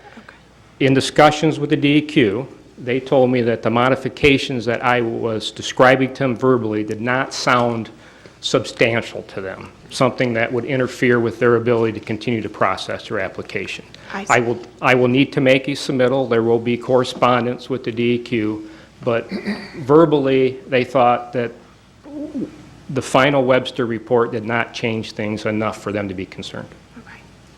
Just checking. Thank you, ma'am. Ms. McClellan. And then the design work is, if it stays on schedule, it's due to be finished by December, and then permitting, and then going out for bid by spring, early spring. Is that February correct? is the date. February, that, okay, I couldn't remember if it was February. We were going to March. And again, I just want to stress, I know we talked about this at length at the work meetings, but any speeding up of that process, if it can be November, would be fabulous, but we need to get it right, so. I just want to I count cannot again. promise that to you tonight. I know. Thank you. Additional questions? Ms. Dillon? It's probably for Mr. Campbell. Is there an issue that we don't bid out this, that it's an automatic to Tetra Tech? So I was going to actually, thank you for that, asking that follow-up question, because I was going to actually just follow up. So we actually did, so SRF through the state has a new requirement this year that we, instead of an RFP for proposals, we had to do an RFQ for qualifications. And so that's required by the state to be able to qualify for the SRF funding. And so essentially how this works is we send out similar to an RFP, but again, it's an RFQ, request for qualifications, in which we did to 6 or 8, at least, correct, Gary? So it's actually 9 or 10. 9 or, and yeah, so it's explained in, It says 9 on the paperwork. right, yeah, so we did, and so 9 engineering firms throughout the state, some that we've utilized in the past, and some we haven't, but some that, again, these are things that they would do. The only one that responded was Tetra Tech. And so then once the way the procedure goes, you know, if we would have had multiple, which that's a desire, right? You would hope you would get multiple responders, but then you would compare those responses and then determine based on qualifications which firm would do it. And then once you do that, once you determine the firm based on qualifications, then you would turn around and then again negotiate the dollars. So that's the process that we did actually follow. That's the long-winded answer to say no, there is not an issue, because we did bid it out to multiple folks, and unfortunately we got one respondent. Thank you. Yes, ma'am. I guess the follow-up to that is, should we be concerned, no disrespect, that we're not getting multiple? I mean, why wouldn't other companies, I mean, I'm not saying that I'm looking to you, it's very, rhetorical, but why are we not getting multiple people that want to work with the city? And does Webster have recommendations of people that they have worked with? Well, I mean, Webster is going to be working on this. If council approves what's before them, Webster will be working on this project. Right, I'm just saying, but Webster and Tetra Tech have not worked together, other than here. No, we've worked together 4 or 5 times that I'm aware of. Okay. So, Gary, to follow up to Ms. Dillon's comment, as far as, I apologize, I don't recall if did we poll survey any of the respondents to find out why they didn't? right, I mean, we sent, there was an RFQ sent out, a request for, there was a document sent to each of the firms, including Webster, that was would be the 10. Right, but what were some of the comments why they didn't respond? Most of the people, well, they all declined, for one thing, and I even sent them reminders Right, to but why? request. But as I mentioned here, most of those responded suggested that, or were concerned that since Tetra Tech has, basically, they're considered the expert in the state, if not nationally, on wastewater, water projects, and Tetra Tech, of course, has basically all the information from doing all our studies, all our rate studies, our water reliability study, the project plans for both the water plant and wastewater plant, and they maintain our GIS mapping system, where they're working on the cell grant, so they get access to all of the inventories and so forth, and they developed all the background information and the processes within the plant. And so these people responded, the firms, they said, well, we have to decline because we actually cannot compete with Tetra Tech because of the expertise and the knowledge they have in this field. Additional questions, Ms. Dillon? I guess then the only other question would be, so we've only received one bid, so the $330,000 design fee is just the fee. We have no other comparisons to work against, so we're just taking what they're giving, or have we been able to negotiate that? I mean, I don't know what that number is based on. I'm sure there's a whole formula of how it's broken out. It just doesn't seem quite competitive if it's just one number given to us. I thought I had mentioned that in here on page 1. So we did give some analysis on page 1 on the cost. And you can see percentage-wise, it's a little bit higher than you normally would get on the design I'm sorry, phase. I can't hear you. If you look on page 1, you can see where we did a breakout there on percentages and why this is it's a little bit higher than you normally see in the design phase because it's more complex compared to the last 2 or 3 projects that we've gone through and designed at the wastewater plant. There's more, Right, I guess that's my there's more exact parts to point, this. is that It's they're more saying sensitive that because it's an older project. There's more testing involved here, I believe, also. And we have to do on-site analysis for siting everything, find the best way to install it. So there's a little more administration and design in this type of a project than you have a normal just repair equipment project. And that's part of the reason why, and Tetra Tech has got they've always been spot on as far as staying within and under their estimates on what it may cost to get through the whole design process. Okay. I'll stop there. Thank you. Additional questions? Ms. Mitchell? I guess I don't have a particular question. I guess, with respect to Mr. Rubel and Tetra Tech, it does feel, I question that we've used one company and one system and it hasn't gotten better, and we're going to use that same company and go down that same road. The fee, the fact that we didn't have any bids is also, again, with all respect, just being financially responsible to the city. Do we have comparable design costs for other municipalities? I mean, there must be some variation because we don't have the same setup, but how can we feel comfortable? Go ahead. Thank you, Mr. Mayor. I get, certainly all due respect, Ms. Mitchell, I'm not aware that Tetra Tech has done anything in reference to any odor abatement at all at our wastewater treatment plant.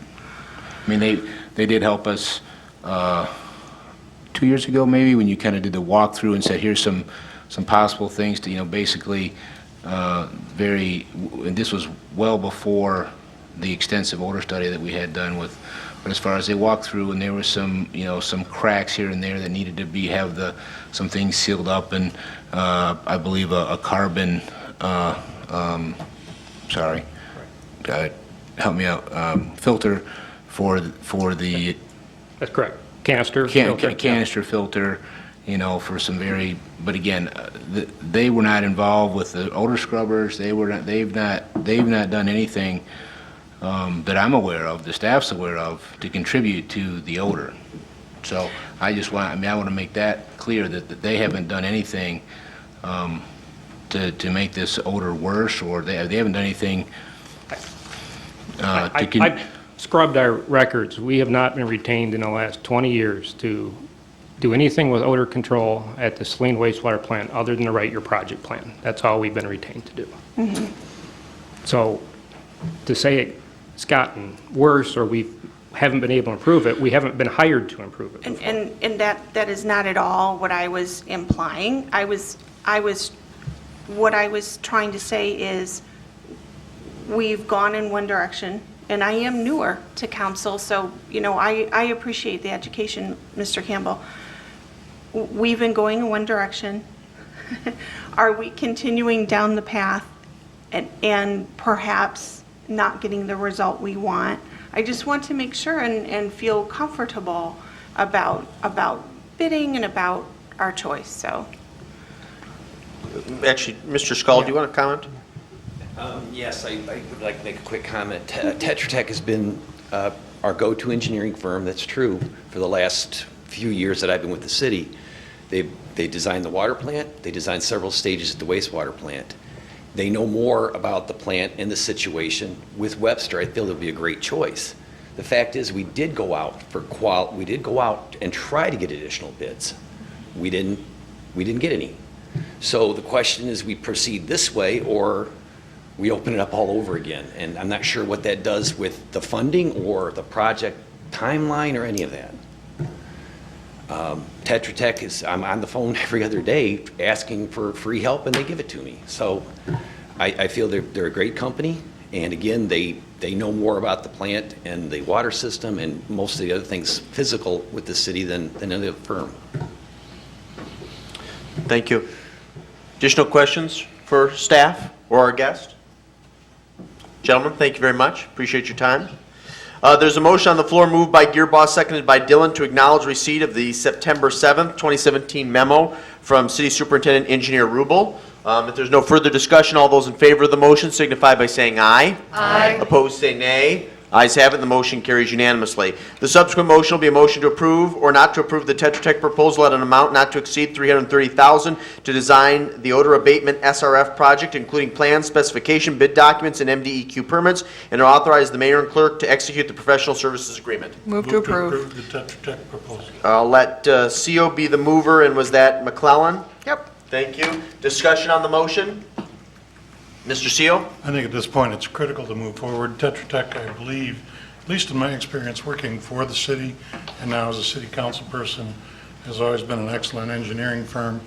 And because of the timing and the desire of the city, I think, to move forward as quickly as possible with this odor abatement project, it's essential that we approve this. Very good. Mrs. McClellan? I would echo what Mr. CO just said. I also wanted to say that I think it's important not only to do it quickly, but to do it right. And I think the fact that there was 8 or 9 other RFQs sent out, and every one of those people said that Tetra Tech was, basically not able to, or they were not able to compete with Tetra Tech's knowledge, tells me that that those companies recognize their expertise in this situation. And I know that they're keenly aware of what the issues we've had for the last, since I've been here. And I know they're going to be under the pressure to make sure that they get it right. So I think in the essence of speed and quality, that this needs to be done. So. Very good. Ms. Tahar? Yes, I agree with my two colleagues, and I would add also that we have been, I think, very responsible and very careful in getting to this point, and I think it is time to move forward. We cannot wait any longer. Additional comments? I'm satisfied. I would just add that the process that that council began to utilize more than a year ago now is clearly and without a doubt the most scientific approach to reviewing, analyzing, and hopefully mitigating odor issues, I believe, in the history of the city of Saline. I think we engaged an outstanding outfit, Webster Environmental, out of the state of Kentucky, to conduct that evaluation. And I think the folks at Tetra Tech have been helpful and accommodating and have assisted greatly with that review and evaluation of our wastewater treatment plant. As has been said by Mayor Pro Tem Tahar as well as Councilwoman McClellan, it's absolutely critical that we get this right, but that we also move expeditiously. And I would note also for the record, and I mentioned this maybe 2 or 3 months back on an unrelated issue, it is always discouraging when we receive one bid for a substantial project. But at the end of the day, our ability to force people to submit proposals is limited. And so while, yes, I would have preferred to see multiple bids, I'm very comfortable with this one. I'm optimistic that this is the first step in an ongoing process to resolve this really critical issue that has an impact on our citizens' quality of life. So again, gentlemen, thank you for your time and your continuing efforts to assist us with this project. If there's nothing further, we have a motion on the floor moved by CO, seconded by McClellan to approve. All those in favor signify by saying aye. Aye. Opposed say nay. Ayes have it, the motion carries unanimously. We move on to new business item 17-147. This is bonding resolution for the wastewater treatment plant. This will be a motion to approve or not to approve resolution number 2007-46 to purchase, acquire, and construct improvements to the sanitary sewer system and to publish notice of the intent to issue revenue bonds. Move to approve. Moved by Gearbox to approve, seconded by CO. Mr. Campbell, do you care to make any comment at this time? Just very brief, Mr. Mayor. As you may recall from last meeting's work session, we had the city's bond counsel and financial advisor here talking to council about the different strategies and the SRF loan, the sewer revolving loan fund versus the city going out and selling bonds on our own. And so this reflects the recommendation to go with the SRF loan and for, again, up to $4 million. We believe that's more than we would need, but that in case things were to change, something that we're not aware of would give us enough cushion. Obviously, if we don't need that, then we wouldn't, that's not what we would be asking for. This gives the ability to do that, and then also to begin the 45-day referendum clock. Very good.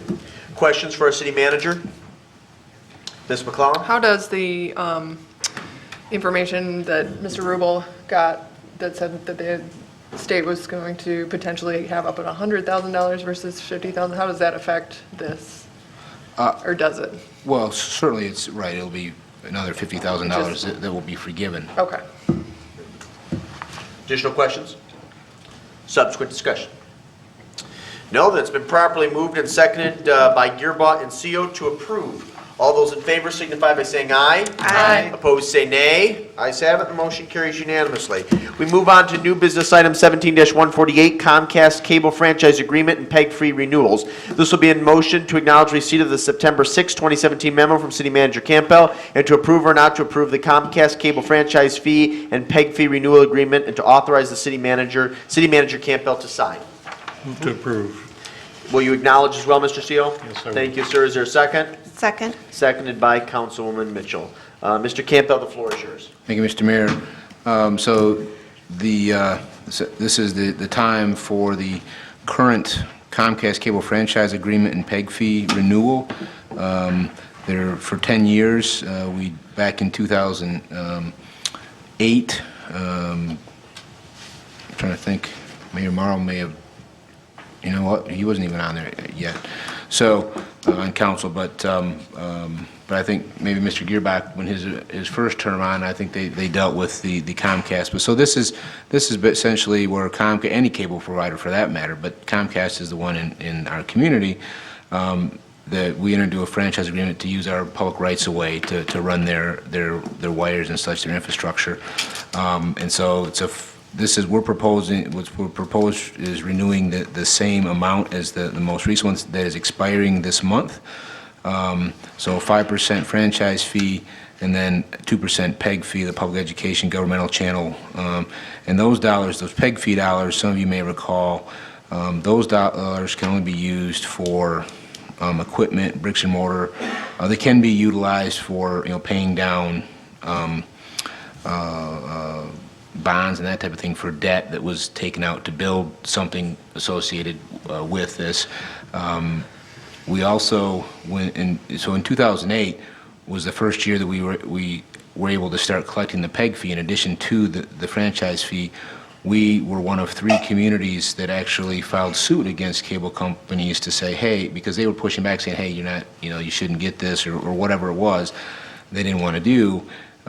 So we, at the 11th hour, we were able to settle, but we had done this, I'm sorry, the term escapes me, but we didn't pay, we paid, basically the agreement was they didn't charge us their hourly rate, we didn't know what our attorneys were going to be, and that was with Howard & Howard, a very specialized area that gentleman that represented the city by the name of John Kuchar, who did a great job. But in any case, basically, the agreement was, since they didn't charge us hourly going for the lawsuit, that we ended up paying a certain amount over the 10-year life of the agreement. So we actually had to modify the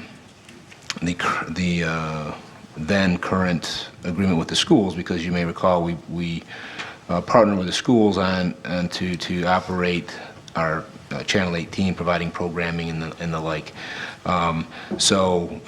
This would actually, the amount for the attorney's fees goes away, and then we would be capturing that amount. Talking with the schools, they're happy with the current structure that they receive from the combination of franchise, portion of the franchise fee and portion of the PEG fee. They have also, just a note, any piece of equipment in this in the council chambers, in whether it be actually in the chambers or in the audiovisual room, that is required to air council meetings on Vimeo and tape delayed on Channel 18. They have purchased for us. Matter of fact, I believe the next one that needs to be done is replacing the actual cameras that are positioned around the chambers here. And again, they will utilize those PEG dollars to purchase that equipment for the city. Again, at no cost to the city. They also use the PEG fee. You may recall this summer, actually, when they ran their fiber down Harris Street. We are now tied into their fiber, again, using PEG dollars of theirs, no cost to the city. So our recommendation would be to renew the franchise and the PEG fees agreement with Comcast as is, with a 5% franchise fee and a 2% PEG fee. Another thing to remember too is that Comcast simply, instead of taking it out of their proceeds, they simply pass it through to their customers. So now, in the money, the last note I would say is that we utilize these dollars in the general fund for as a revenue source for various projects. Questions for the city manager? Mr. Gearbox. And so then we'll be retaining an additional $38,000 for our general funds going forward every year, based on your comment about we would have received $110,000 instead of $82,000? So, yeah, so we, let me just... I just want to make sure we don't... Yeah, so about another, 27, so this, it ranged from fiscal year 08 through fiscal year 17, it ranged for what we paid the attorneys anywhere from $20,737 all the way up to $27,702 of this fiscal year 17. So, Okay, so a little bit different than that. right, that would now come to the city, correct? Okay, great. Thank you. Yes, sir. Additional questions for the city manager? I'm sorry, Ms. Dillon. I just have a question about it, and this is something we've discussed on the Cable Commission. Can we ask the schools to work towards moving this podium and making it a more conducive thing? It's going to be costly to do, where it would be coming out of their side versus coming out of general fund dollars. Possibly. Yeah, part of it is just to retrofit, because the as I think to your point about discussion at the Cable Commission, the wiring for the podium comes up from underneath, and so we would have to reroute that and probably have some, because I agree, I certainly don't disagree at all, that to me the better location is kind of over near the TV, kind of at an angle, so the person at the podium is not have their back right to, their face is here, but also kind of side, their profile is then to the audience, so as opposed to having their backside to the audience. So yes, we can certainly ask that. Okay. Additional questions for our city manager? Subsequent discussion? No, that's been properly moved by CO, seconded by Mitchell to acknowledge receipt and to approve. All those in favor signify by saying aye. Aye. Opposed say nay. Ayes have it, the motion carries. We move on to the discussion portion of our agenda. First up is commission, committee, and task force reports from council members. Start with Ms. Mitchell. We'll work our way from that end of the dais to the opposite. Ms. Mitchell, please. Thank you, Your Honor. I had the pleasure of attending this month's Historic District Commission meeting. The Historic District Commission appreciates this council's approval of their mission statement and will be working on their Facebook page and some materials for homeowners within the district in an effort to get ahead of any homeowners who might be wanting to renovate and not understanding that being in the district, they need to come before the commission. Thank you. Very good. Ms. McClellan? Yeah, just wanted to say that we have the Parks Commission and the Youth Council have upcoming meetings, September 19th, is that right? I didn't bring my calendar. September 19th, the Youth Council meets at 5:30, and we will have a new group this year, some returning members, and then some new both members and liaisons. And then the Parks Commission will be discussing, again, People's Park parking lot plans, and so if you have opinions or thoughts on that, please come and share those. And we will also be choosing our Green Thumb Award winner that night. So that's it for me. Terrific. Thank you. Additional committee, commission, or task force reports? Oh, I'm sorry, Mr. Gearbox. Yeah, no problem. Planning Commission will be meeting on Wednesday to discuss the potential rezoning of the UAW property at the corner of North Maple and Woodland Drive from presently residential special use to a office service rezoning, and then also a special use permit to be discussed. So for another applicant in the industrial park. So I encourage any of the residents of that area, if they want to contribute any information. The meeting is at 7 o'clock on Wednesday, this coming Wednesday. Very good. Ms. Tahar? Yes, thank you. I have two. First, the non-discrimination ordinance work group sent a draft ordinance to City Attorney Smith some weeks ago, and we have been in discussion with Mr. Smith back and forth about drafting, redrafting, clarifying, and we are experiencing, which as we've experienced through this entire process, that drafting legislation is a very intense and demanding task, and we perhaps underestimated at the beginning just how demanding it was. But we're getting close to final draft, I believe. We still have some things to discuss. The second is the Environmental Commission Saline Green Awards are being accepted now. You can submit online at salinebegreen.org. There are also hard copies at the desk. And we understand that there's been some confusion about the Green Thumb Award and the Saline B Green Award.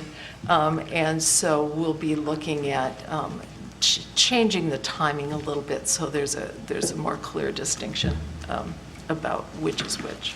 Thank you. Very good. Additional committee, commissioner, task force reports. Mr. Seal. Yes, the Police Advisory Work Group concluded its work. We've submitted a final report and recommendation to the city clerk for inclusion in next week's council packet. There was some significant background documents used by that work group. The chief has forwarded an electronic copy to the city clerk, I believe. Is that not right, Chief Rennick? Yeah. Very good. So if any council members in reviewing the recommendation have need to review the documents that were used by our work group, they are available electronically from the city clerk. There are too many pages to print individually and send out to everybody, so if you want to review those, they're available through the city clerk. So we'll be making a presentation at next week's council meeting. If I may, Mr. Seal, you'll actually be first up as a presentation prior to citizen comments, similar to how the Parks Commission presented their annual report today. I appreciate that, and I'm sure so will. They'll be second. We have the Green Thumb Awards. Oh, excuse me. Okay, well, you'll be still in the presentation. Towards the beginning of I'm the sure our work group members will appreciate that. Yes. Second, I met with the Cemetery Board of Appeals last week. We had two issues come before us. One, we worked with the applicant to come up with a resolution by reducing the size, not down from what she had originally requested. The other applicant went away to see about perhaps reviewing and changing his request for an oversized monument. Then the Zoning Board of Appeals met and we reviewed the application for 2 variances from the zoning laws, but for the variance between the building space and then from the, I think it was the back lot setback facing the Farisha property. So both of those were granted by the Zoning Board of Appeals. So that has cleared that hurdle, and I guess now it goes back to the Planning Commission for the final site plan review. Correct, and that's Maple Cove, Mark Lewis's development at the old Escott property along Maple. So yes, it will now return to the Planning Commission for review and hopefully approval of his final site plan. Thank you, Mr. Seal. Any other commission, committee, or task force reports? How about reports or other announcements? Actually, I have one. Just wanted to update everybody. Actually, I have 2. The 2017 sidewalk program that Mr. Fordyce, Director Fordyce, has spoken to us about on numerous occasions. Letters have gone out to 1 quadrant of the community, and if I'm not mistaken, Jeff, that quadrant is Michigan Ave, south to the city limits, with Ann Arbor Street being the border. Correct. Okay. Yeah, southeast And border. I have to tell you, and this was a great surprise, but the response from our residents, business owners, and property owners has been tremendous. This is the spreadsheet, and those names highlighted in gold or pink are those individuals who have chosen to participate in our program and, of course, leverage the economies of scale, get some cost savings, and most importantly, see their sidewalks repaired and this community become a little bit more safe and a little bit more walkable. Correct me if I'm wrong, Mr. Fordyce, individuals have till essentially September 29th to opt in, is that correct? That's correct. And for those who choose not to opt in or who fail to contact us, it's our assumption that they will be resolving their sidewalk deficiencies independently. Yes, and a number have already. Okay, very good. Well, what I would say is for those of you who received either a first letter and or a second letter, if you do have questions or concerns about the program, I know that Director Fordyce would be delighted if you call the main number at DPW, and either he or a member of his staff would be pleased to speak with you about the matter. But good response thus far, so thanks, Jeff. Appreciate it. The other comment I'll make is that Mayor Pro Tem Tahar and I met this morning with Saline Township Supervisor Jim Marion and Mr. Hammond, who's the chair of the Saline Township Planning Commission, to bring them up to speed on City Council's decision regarding the Pinnacle Homes proposal. We will continue to have a dialogue with them. That issue will likely be on a Saline Township Board of Trustees agenda, likely in October. As something tangible develops, we will be sure to make you aware of that. If there's nothing further to be brought up under reports and announcements, Mr. Skull, do you want to give us an update on the wastewater treatment plant? Yeah, real briefly, we completed the last interim step that Webster outlined, which was a mister around the digester. The digester will eventually be incorporated into the new odor scrubber, so it's only a temporary fix. The filters are running well. We haven't had any incidents with them since the last time they broke down, which was in August. And we are still adding permanganate to the feed to help reduce the odor in the primary portion of the plant. And we got 1 complaint since the last time we met. And what about the dual scrubbers? The dual's been off. It's been off, okay. And there has been a noticeable drop. I think that the scrubber was not functioning correctly and was simply drawing the foul air up and sending out. So is the approach moving forward to keep it offline indefinitely? Yes, sir. Very good. Okay. Excellent. Questions for our wastewater treatment superintendent? Ms. Dillon? Just a very quick one, following up on the email from Nova about their filters, and they've made some internal changes. Do we have a concern? Nova's been great to deal with. You've said that repeatedly. Do we have a concern about their supplier? And what happens if this supplier goes belly up or can't resolve these issues? Well, I don't think that the trunnion wheels that are in question, the ones that have failed, they've tried a new material and they seem to be holding up. Now that they know material that works, I'm sure there's other manufacturers can step in if the wheel manufacturer fails or goes out under. Okay. So it's not a proprietary design or something like that? No, it's really, if you ever see these wheels, it looks like something you'd see on a grocery cart. It's all it is. It's a steel wheel with a polyurethane coating around it. And for some reason, the polyurethane has been separating, and that causes a misalignment in the internal workings of the filter. So as long as those wheels perform and they don't crack, then the things seem to work really well. Thank you. Further questions, Mr. Gerba? Are they still installing this makeup that we have in other facilities across the country? I know they put one in Dowagiac, Michigan. I don't know if it's the same size. I don't really know any of the details. And I believe they were looking at putting one in Canada. Again, I don't know the details on it. So they haven't abandoned this design, they're just attempting to try and resolve it? I think they've switched to wheels. They always are very good at retrofitting everybody. When they find an improvement to be made, they do go by and they retrofit every unit. I think that's it. Thanks, Bob. Appreciate the update. Mr. Campo, do you want to touch briefly on downtown parking? I know that's an issue we will revisit again in the near future.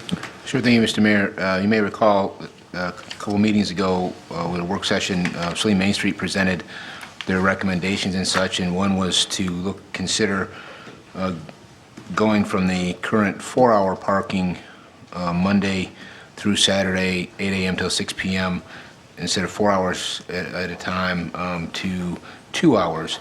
And then also talked about utilizing some of the side streets for additional parking, on-street parking. And so we as staff said we would come back, we would analyze that, because you may recall also that, you know, we currently, with 4-hour parking enforcement, we utilize current full-time police officers while they're on duty to do that, and they do that in between their other tasks and duties that they do. But with 2 hours, we know that we wouldn't be able to do that consistently at all. So we would recommend having to have a designated parking enforcement officer or officers. And so I'd asked Chief Rinnick to do an analysis, which he did, which I sent out to you all, and looking at 2 scenarios. And of course, he provided some good information as far as the last couple of years since we've been enforcing again, since 2015, and the amount of time. So essentially, you're looking at, if we were to maintain the 10 hours a day, Monday through Saturday, you're talking 60 hours. And so the scenario, the first scenario, using one full-time and one part-time person to do the parking enforcement would be approximately $72,236. And then using scenario 2, using 3 part-time employees, which would be less than 30 hours a week, so about 29 or so hours, between 20 to 29 hours, depending on if somebody has to take the day off or that type of thing. But so 3 part-time employees, so again, essentially averaging 20 hours a week, but would be additional $50,388. And then also, I just wanted to, one of the things that we forgot that when I put this email out was, there's also for 3, if we did conservative estimate for uniforms for 3, the 3 part-time officers would be about $1,100 or so a year on top of the, and there's the benefits for the part-timers, if they were non-union employees, which that's what they've been in the past when it came to parking enforcement, would be per our current city policies, non-union part-time, regular part-time, qualify for holiday pay, as well as they can accumulate sick time. And then the other item, as far as additional on-street parking spaces review, DPW Director Fordyce went through and did a survey. And you can see his notes, and essentially, getting down to summarize it, appears that there's potentially North and South Lewis Streets could potentially be ones that where we could put parking on both sides to add some additional spaces, as well as West McKay. The rest, as you can see, doesn't appear that they would be physically able to. And then even, for instance, East McKay, if we were to reduce that from a major street, to local, we would lose about $1,400 a year of revenue from Act 51 dollars. So, so again, those are, we told you we would bring back that information for you to consider. Questions for the city manager at this time? Ms. Mitchell? I'm sorry, what was that? Could you repeat the last thing you said? I just didn't. About Act 51 dollars? Yeah. Sure. East McKay from North Ann Arbor to Hall Street has parking only on one side.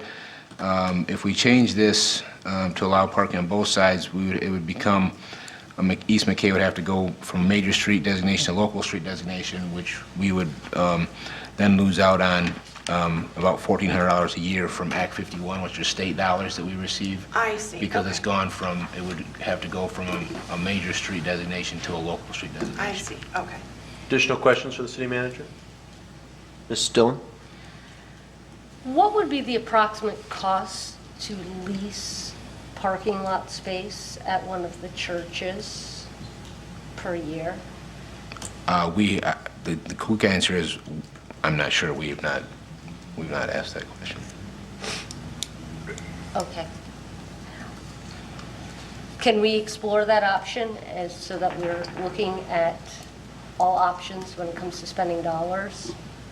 Sure. Because I just wanted to just quickly say that after our last meeting, when I went to file this in my file of parking, it was quite a full file. I was really sort of surprised, and I was actually more surprised at how many times we flip-flopped on things and how many times we've changed our mind. And I'm very concerned about one of the things that we talked about was being consistent and whatever decision we make, sticking with it for a year. I mean, it could be a really long, hard year of a bad decision. I don't feel as though we're experts. We've gone down this road before.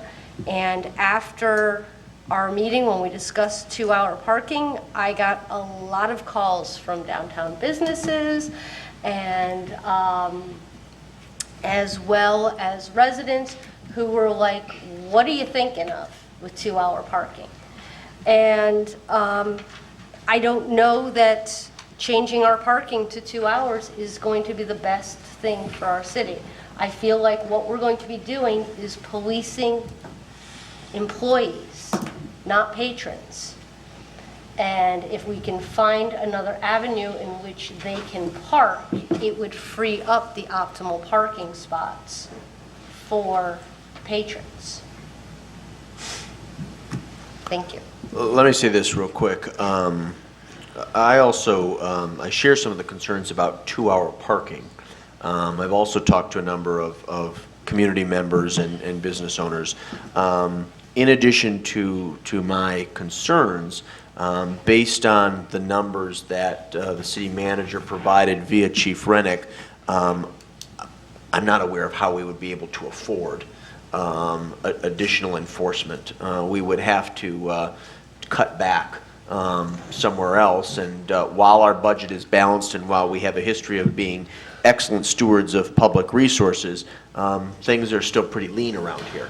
And I think it's important to remain cognizant of that. I have no objections to having staff reach out to some of the members of our ecumenical community. I think as it relates to the downtown, we're really only speaking of Trinity Lutheran at the corner of Michigan Ave and Harris that backs up to McKay, and then my church, St. Paul, at the corner of Michigan Ave and Lewis Street.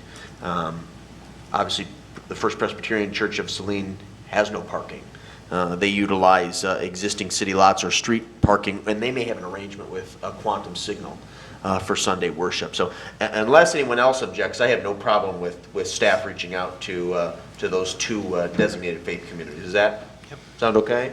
Mr. Hart, sound okay? Mr. Seal? Okay. Yes. All right.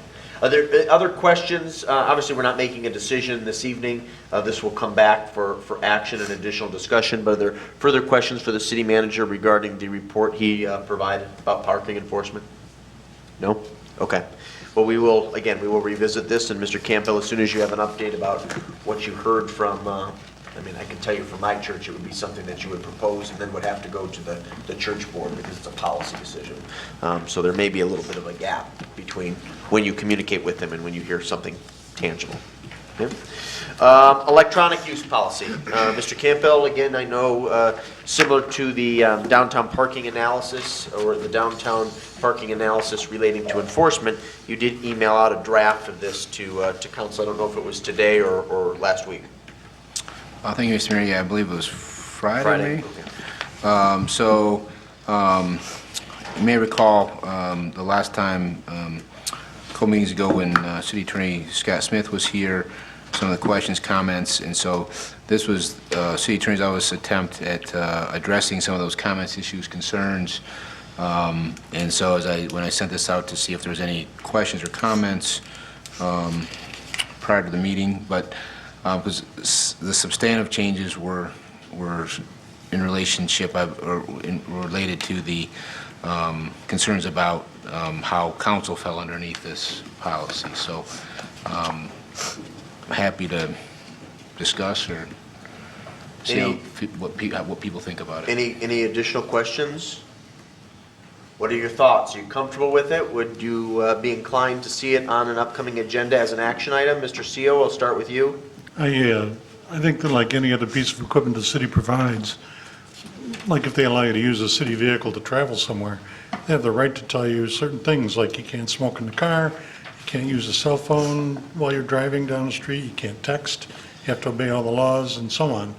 And I see this as not a whole lot different.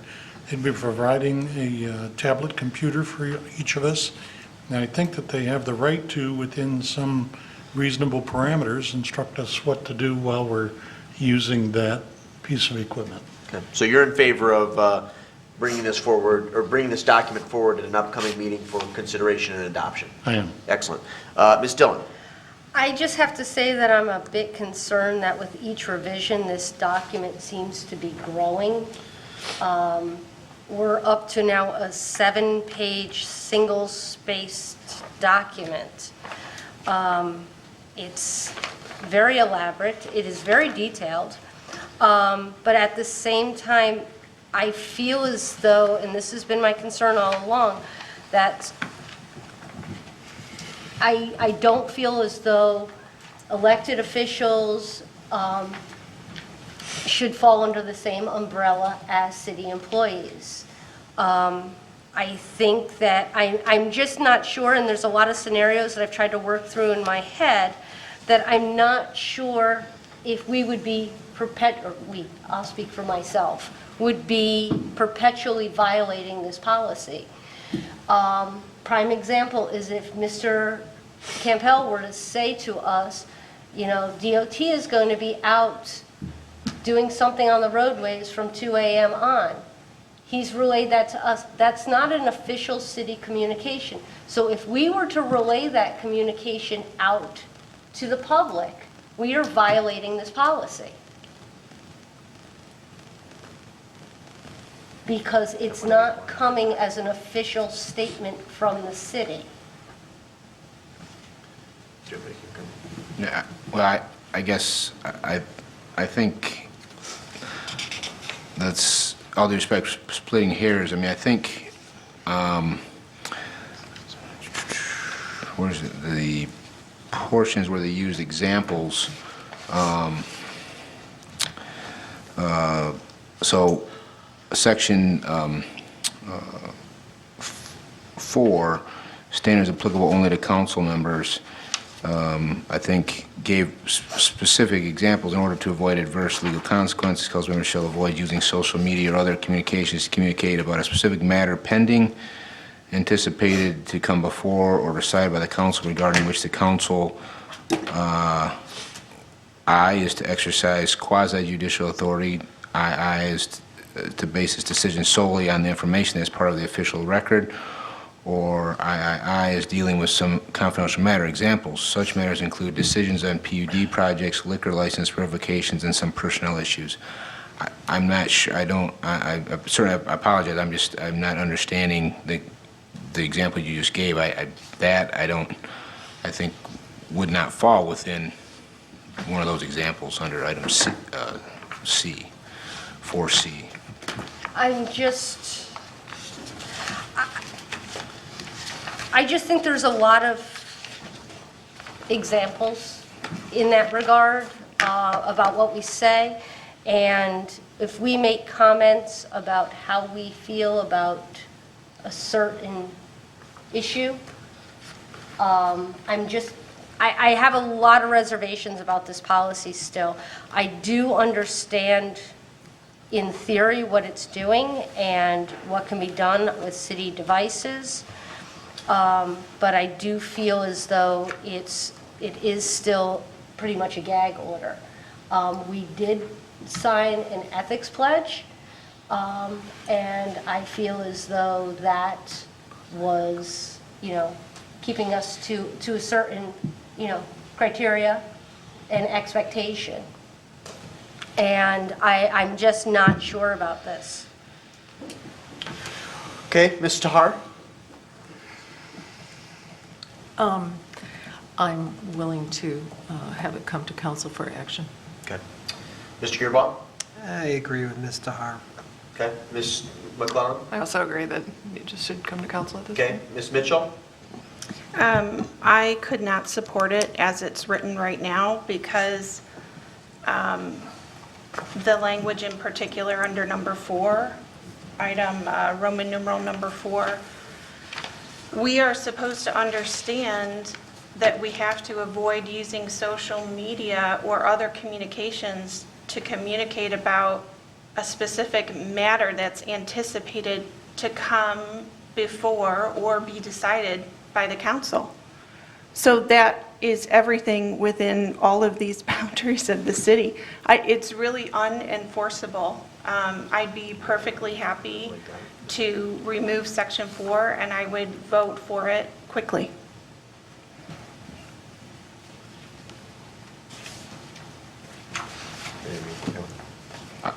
Well,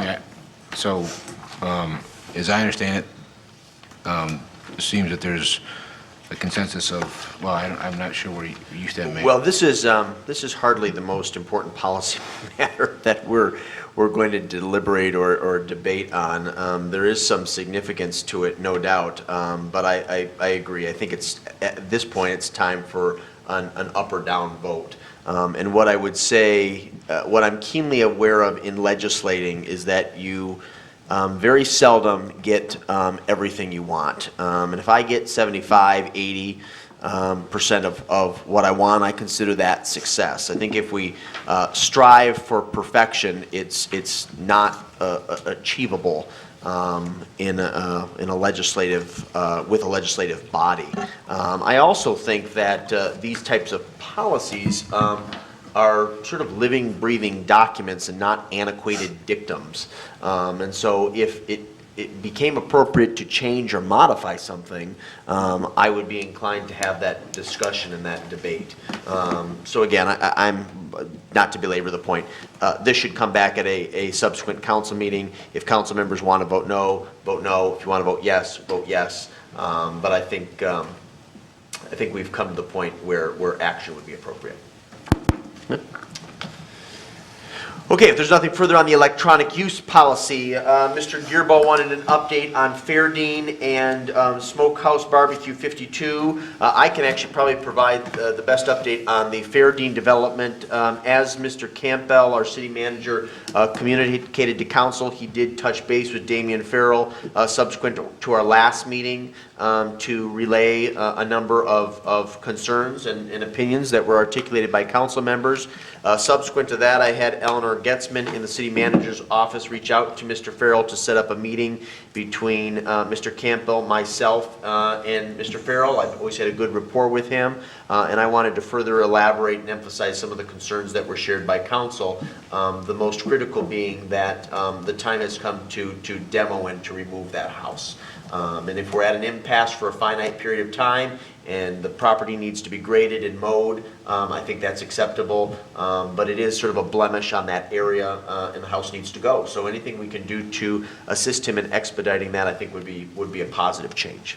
Mr. Campbell, do you want to provide an update on Smokehouse Barbecue 52? Maybe you don't have one, but. Well, my concern, let me voice my concern on that Please. first. I know we're looking forward to that building being redesigned, but my biggest concern is recently there's been windows and things cut into the stone and everything, but it's open to the elements, and it's been that way for the last almost a month or so.